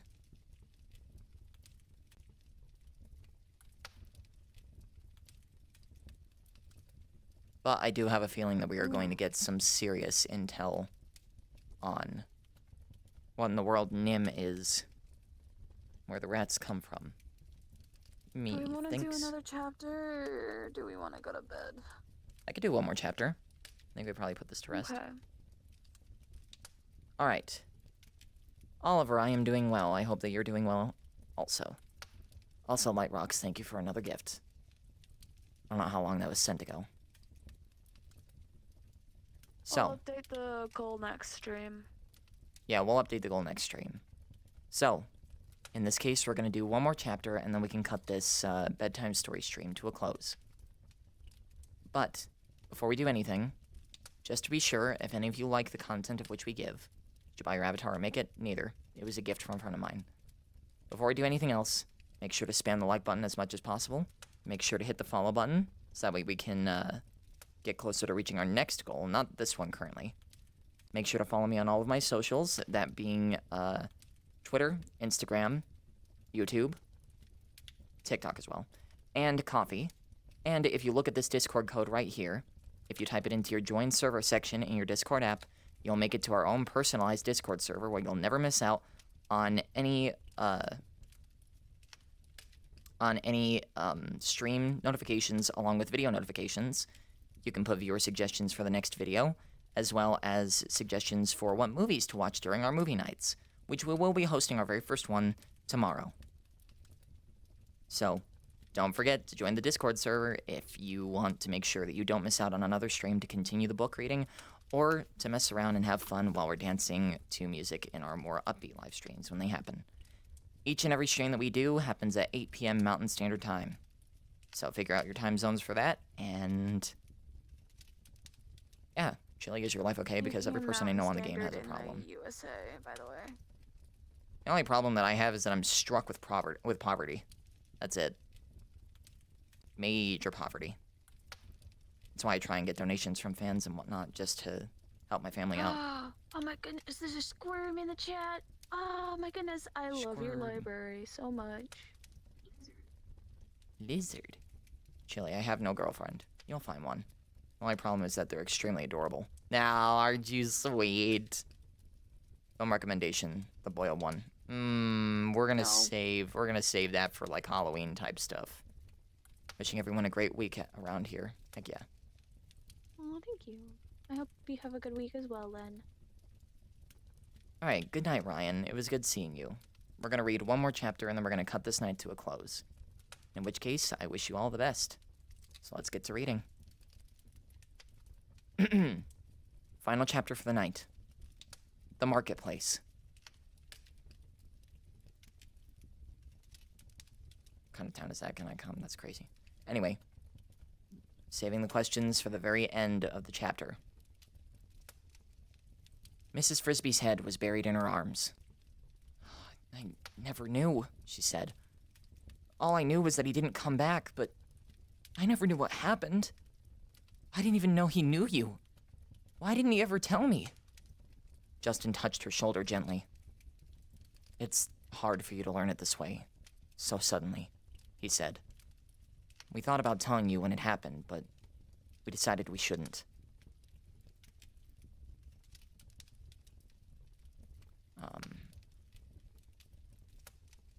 It wouldn't have done any good.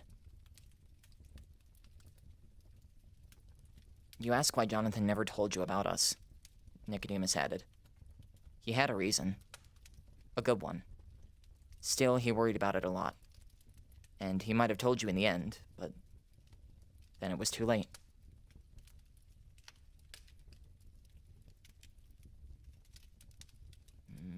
Oh, I lost my spot. There we go. What was the reason? Mrs. Frisbee raised her face. There were tears on her cheeks, but she had stopped crying. To answer that, I would have to tell you quite a long story.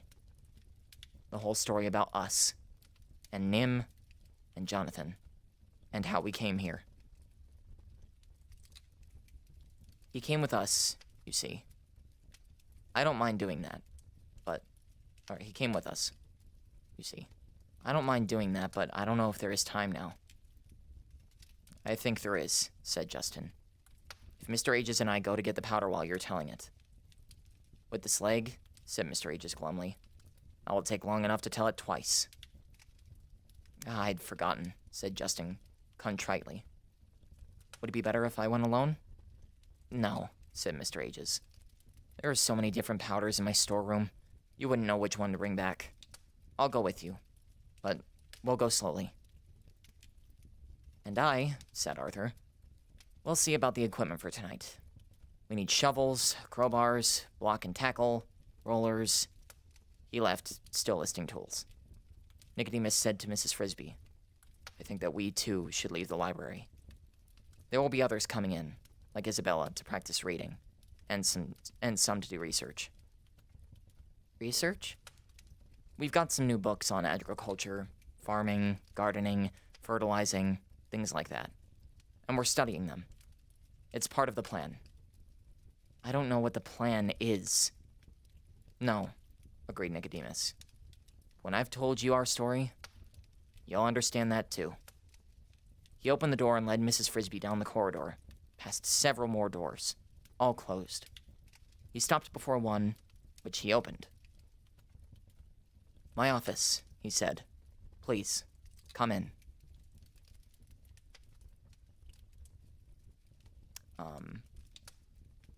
Posture, fix it. I mean, like, my back is somewhat straight. It's literally just a tracker that's like... The body just makes it look bad. Anyway. The room she entered was smaller than the library, but much more comfortably, almost elegantly, furnished. There was a rug on the floor, the same pattern she noticed as the carpet in the hallway above. A light recessed in the ceiling, and another in the wall next to the table. There were bookshelves. On one shelf, an electric clock hummed quietly to itself. A book lay open on the table, with a chair in front of it.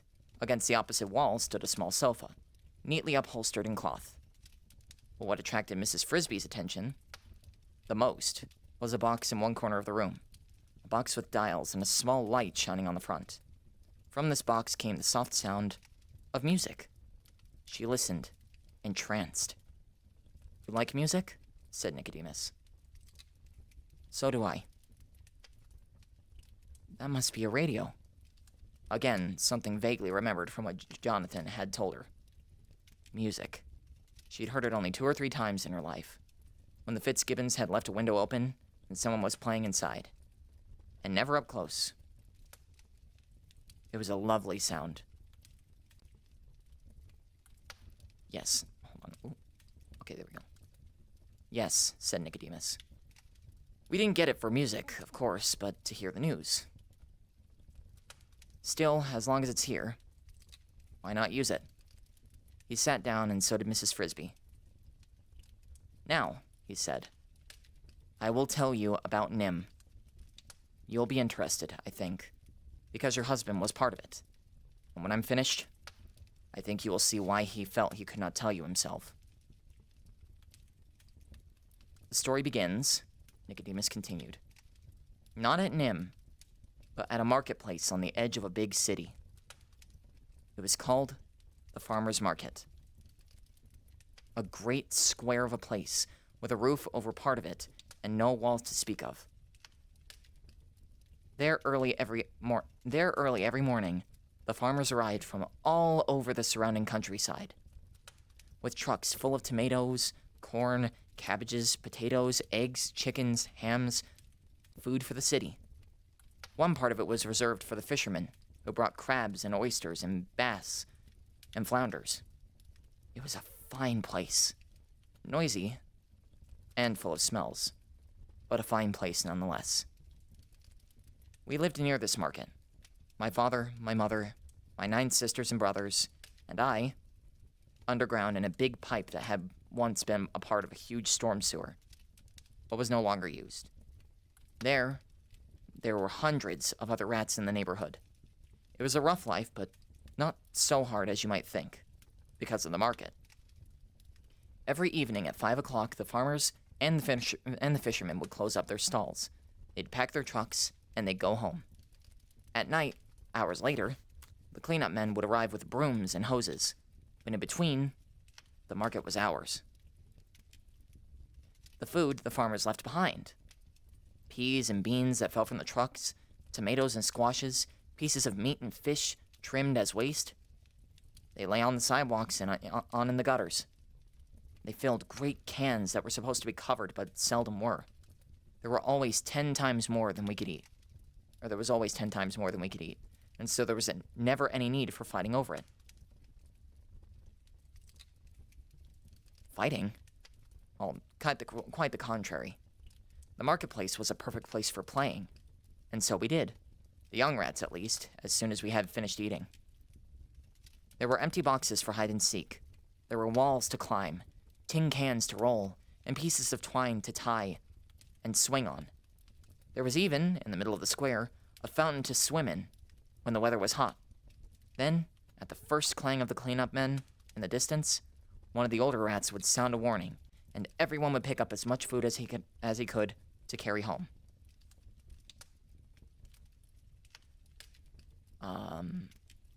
Where was I? Right there. All of us kept a reserve supply, because some days, Sundays and holidays, the market would be closed, and we were never quite sure when this would happen.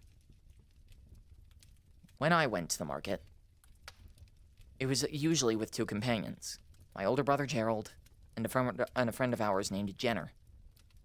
These were my 2 closest friends. We liked the same games, the same jokes, the same topics of conversation, even the same kinds of food. I particularly admired Jenner, who was extremely quick and intelligent. One evening, in early fall, Jenner and I set out for the marketplace. Must have been September, for the leaves were just turning yellow, and some children were throwing a football in a vacant lot. Gerald had to stay home that night. He had caught a cold, and since the air was chilly, my mother thought she should not go out. Fun little use of the word chilly. So Jenner and I went without him. I remember we promised to bring him back some of his favorite food, beef liver, if we could find any. We took our usual route to the market, not along the streets, but through the narrow walkways between the buildings, mostly commercial warehouses and garages, that bordered the square. As we walked, we were joined by more rats. At that time of day, they converged on the marketplace from all directions. When we reached the square, I noticed that there was a white truck of an odd, square shape parked on the street bordering it. Perhaps a block away? I say I noticed it. I did not pay any particular attention to it, for trucks were common enough in that part of town. But if I had, I would have noticed that printed on each side of it were 4 small letters. N-I-M-H. Nim. I would not have known what they were, of course, for at that time neither I nor any of the other rats knew how to read. It was growing dark when we reached the market, but through dusk, we could see that there was an unusually large supply of food. A great mound of it, near the center of the square, away from the roofed-over portion. I suppose that should have served as a warning, but it didn't. I remember Jenner's saying, "They must have had a really busy day." And we ran joyfully toward the pile along with several other dozen rats. Just as we reached the food, it happened. All around us, suddenly, there was shouting. Bright, blinding searchlights flashed on, aimed at us, and at the mound of food, so that when we tried to run away from it, we could not see where we were going. Between and behind the lights, there were shadows moving swiftly, and as they came toward us, I could see that they were men. Men in white uniforms carrying nets. Round nets with long handles. "Look out!" cried Jenner. "They're trying to catch us!" He darted in one direction, I in another, and I lost sight of him. We all ran, straight towards the men with the nets. There was no other way to run. They had us encircled. The nets flailed down, scooped, flailed again. I suppose some rats made it through, slipping between the men and past the lights. I felt a swish. A nut just barely missed me. I turned and I ran back toward the mound, thinking I might hide myself in it, but then came another swish. And that time I felt the enveloping fibers fall over me. They entangled my legs. Then my neck. I was lifted from the ground along with 3 other rats, and the net closed around us. And that's the end of that chapter. Dang, just as we were getting into the juice of what Nim was. Well, in any case. That's where this is leading. Well, I think that there's a good reason as to why these rats are so smart. Why they're so scared of this place. They get heckin' experimented on. Who knows? Guess you'll just have to stay tuned for the next stream. Ah! Bruh. I mean, if you're feeling up to it. Usually we let our streams go for around 3 hours, and this one has only been going on for 2 hours and 11 minutes. What are we thinking, chat? Do we think that we want to have another chapter? We're getting into the meat of things, or do we want to cut this off? We'll leave this up to you. Do we want to keep this going and see what Nim is? See where the rats come from? Why they're so intelligent? What's their story? Well, we have just a random guy saying let's continue it, but we need more people. ND should choose. You want to keep going? Yeah. I'll probably lay down though, because I'm starting to get tired. Oh, you can go ahead and lay down. I say if you're feeling like reading, then you should. If not, then do what you gotta do. Please keep going, please, I'm begging you. All right. I think that the audience has spoken. Looks like our stream is gonna go on for a little bit longer than originally intended. I just tripped on my freaking chair. Bruh. All right, everybody. So, considering that we've got some engagement here, what are your theories about what Nim is? What are we... Give us your theories. Yeah, give us your theories. Let's see. So far, we know that the rats have extreme intelligence. They know how to read, they know how to write, they know how to plan, how to scheme, how to weigh things, they know how to make concoctions, they know how to carry electricity, they know how to make underground bunkers, they know how to steal from humans properly, whereas other mice don't. So what do we think NIMH, Nim, is?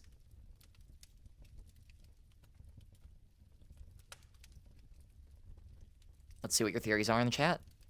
Let's see what we've got.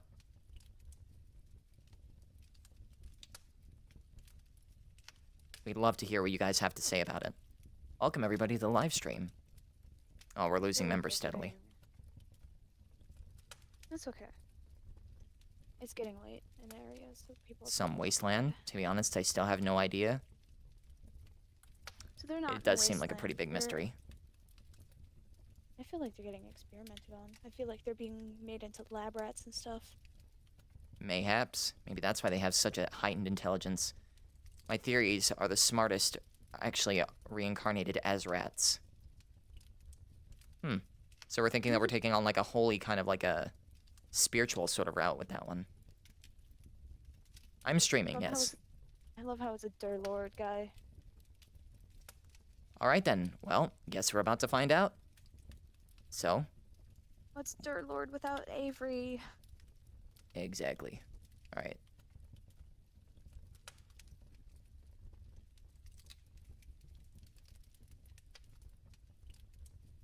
Alright. But that's just a theory. A book theory! Alright, let's continue this then. Next chapter. In the cage. Mrs. Frisbee said, "But why did they want to catch you? And how did you ever get away again?" At first... Hold on, let me turn off my gestures. At first, said Nicodemus, I thought it must be because they didn't like our stealing the food. And yet, you could hardly even call it stealing. It was waste food. All they did with it was haul it away to the city incinerator. So what harm if we ate some of it? Of course, they are people who just dislike rats. Or there are people who just dislike rats.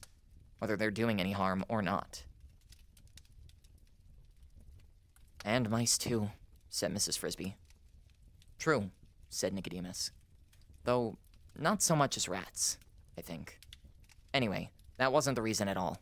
What the real reason was, I didn't find out for a while. As to getting away, that too didn't happen until much later. No. I was firmly and inextricably caught. Snared in the net and helpless, Nicodemus continued.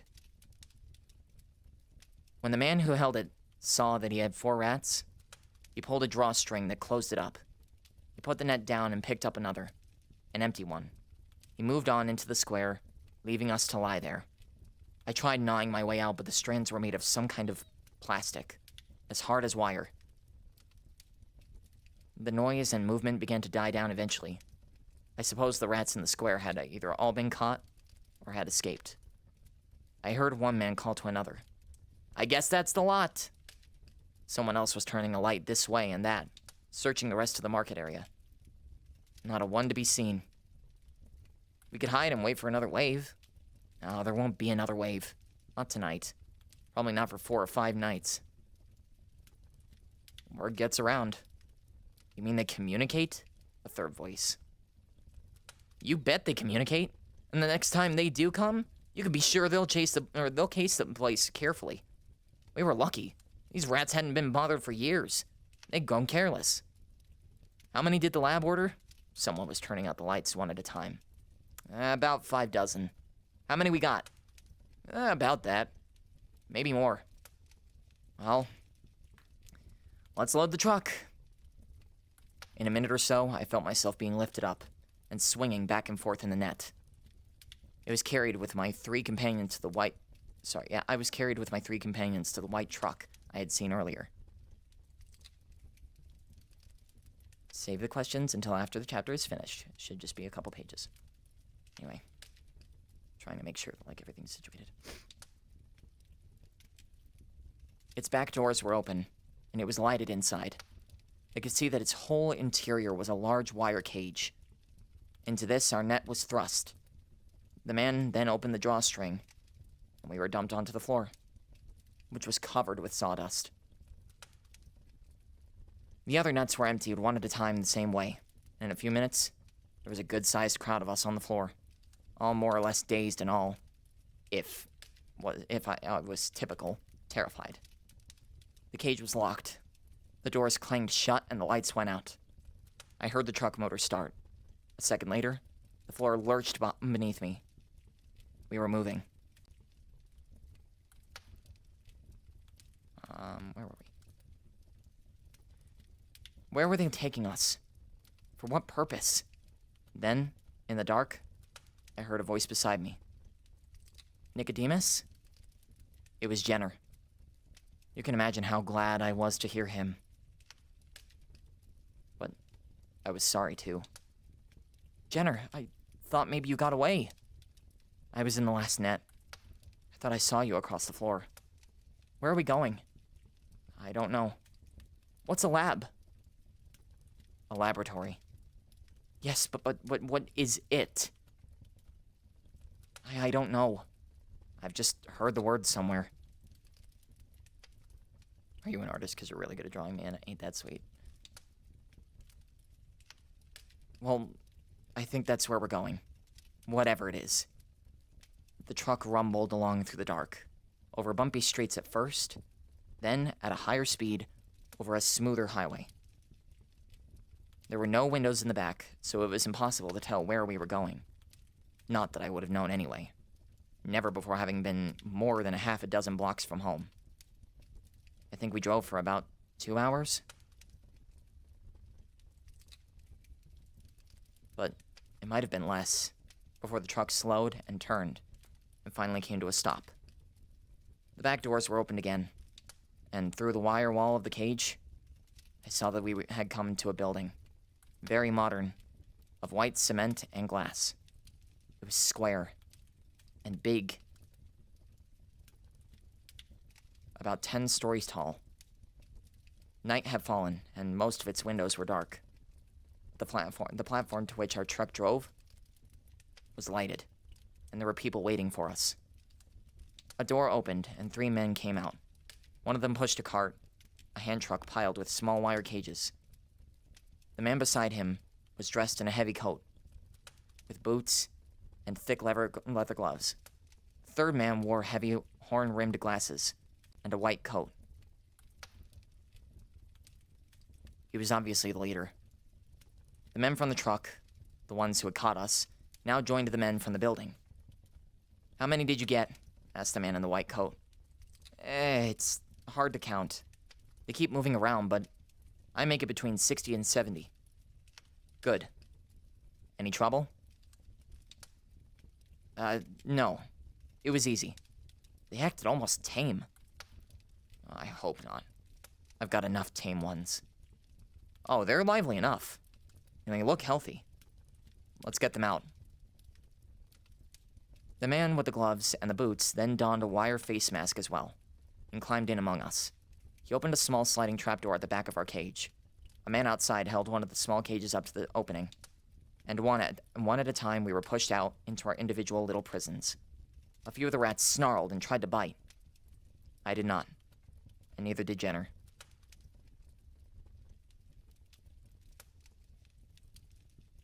It was too obviously futile. When it was finished, the man in the white coat said, 63. Good work. A man from the truck said, Thanks, Dr. Schultz. And we were racked on the hand truck and wheeled into the building. Dr. Schultz. I didn't know it then, but I was to be his prisoner and his pupil for the next 3 years. We spent the rest of that night in a long, white room. It was, in fact, a laboratory, with a lot of equipment at one end that I didn't understand at all then. Bottles and shiny metal things and black boxes with wires trailing from them. But our end held only rows of cages on shelves, each cage with a tag on it, and each separated from its neighbors by wooden partitions on both sides.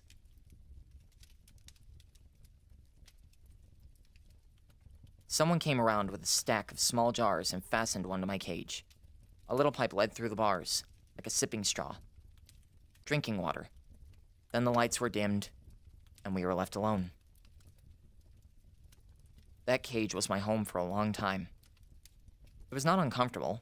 Had a floor of some kind of plastic. Medium soft and warm to the touch. With wire walls and ceiling, it was airy enough. Yet, just the fact that it was a cage made it horrible. I, who had always run where I wanted, could go 3 hops forward, 3 hops back again. And that was all. But worse was the dreadful feeling. I know we all had it. That we were completely at the mercy of someone we knew. Or not at all. For some purpose we could not guess. What were their plans for us? As it turned out, the uncertainty itself was the worst suffering that we had to undergo. We were treated well enough. Except for some very small, very quick flashes of pain, which were part of our training. We were always well fed, though the food, scientifically compiled pellets, was not what you call delicious. But of course, we didn't know that when we arrived. And I doubt that any of us got much sleep that first night. I know I didn't. So in a way, there was relief when early the next morning the lights snapped on and Dr. Schultz entered. There were 2 other people with him, a young man and a young woman. Like him, they were dressed in... They were dressed in white laboratory coats. He was talking to them as they entered the room and walked toward our cages. 3 groups. 20 for in training on injection Series A. 20 on Series B. That will leave 23 for the control group. They get no injections at all. Except, to keep the test exactly even, we will prick them with a plain needle. Let's call the groups A, B, and C for control. Tag them and number them. A1 through A20, B1 through B20, and so on. No, this is a fictional fantasy story. Number the cages the same way, and keep each rat in the same cage throughout. Diet will be the same for all. When do we start the injections? As soon as we're through with the tagging. We'll do that now. George, you number the tags in the cages. Julie, you tie them on. I'll hold. So the young woman's name was Julie. The young man was George. They all put gloves on, long, tough plastic ones that came to their elbows. One by one, we were taken from our cages, held gently but firmly by Dr. Schultz, while Julie fastened around each of our necks a narrow ribbon of yellow plastic bearing a number. I learned eventually that mine was number A10. They were kind, especially Julie. I remember that when one rat was tagged, she looked at it and said, "Poor little thing. He's frightened. Look how he's trembling." "What kind of biologist are you?" said Dr. Schultz. "The poor little thing is a she." Not a he. When my turn came, the door of my cage slid open just enough. Just enough for Dr. Schultz to put his gloved hand through.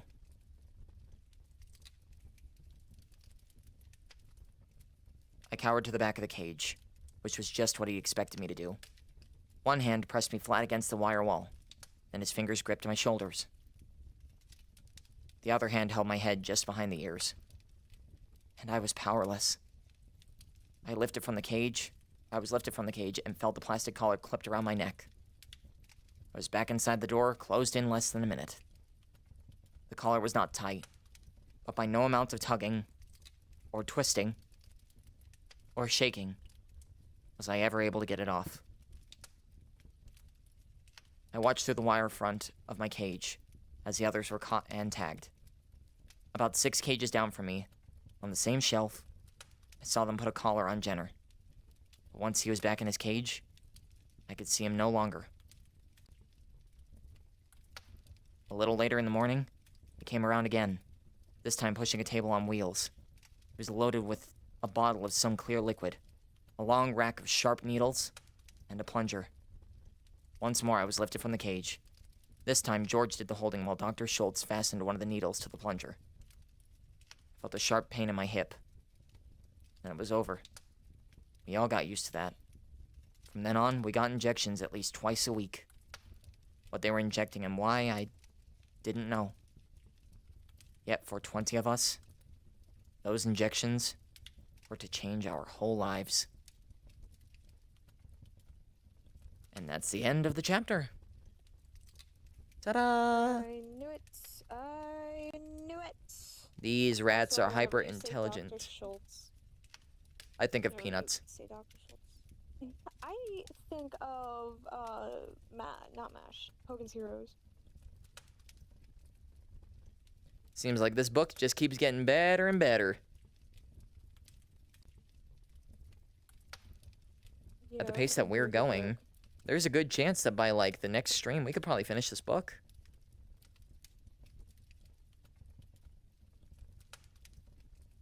Alright, everybody. I think that, we have read enough. We've done the stream for about roughly 2 hours and 30 minutes. Thank you all for showing up. Thank you all for coming. It's been such a blessing having you as always. Yes, now that we're here. By the way. When's the next stream? Tomorrow at 8 p.m. Mountain Standard Time, as always. We're also hosting a movie night for the very first time in our Discord server. So in this case, make sure to hit a follow. Make sure to spam the like button however much you want just before we leave. Make sure to follow me on all of my socials at ChiliTimeVR on Twitter, Instagram, YouTube, and Coffee. And take this code right here just above Ender's head. This will lead you directly to our Discord server, where you'll be notified about the next stream incoming beforehand and a direct notification right when it starts. We just put the code directly in the chat as well. Type that into your Join Discord section of your Discord app, and it'll take you directly to the server. All you gotta do is answer a question or two, you'll be accepted right on in, and then you read the rules, and at the very bottom there should be a thumbs up icon that you can react with, and it'll allow you to unlock the rest of the server. Yeah, the book is tough. It's a The good book movie, is too. tough, and the movie's great too. When we're all done reading the book, we're gonna watch the movie as well for a movie night. And then, the next book is on to Piranesi. So, Which I am absolutely excited for. I love Piranesi. yes, Piranesi is grand.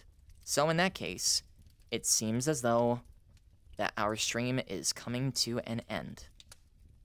We thank you so much for all the likes, all the follows, all the gifts, all of you who decided to sit back, relax, and enjoy this nice, calm bedtime story stream once again.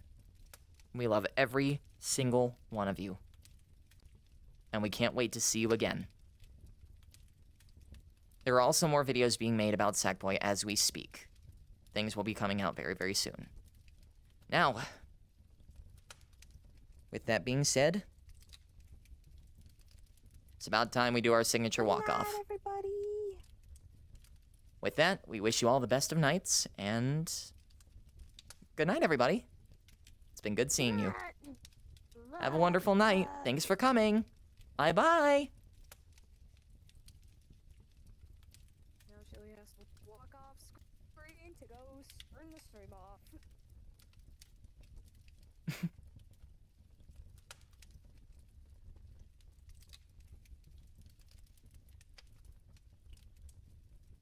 Freaking Pug was stalking that whole stream. He just popped in at the very last second to say goodnight. Pug was freaking stalking that stream the entire time. He just waited until the very end to say goodnight. What a dork. Aw. Aw, that's adorable. Make sure the bed bugs bite is crazy. Anyway. That did well. That did well. Now, what is my battery at? I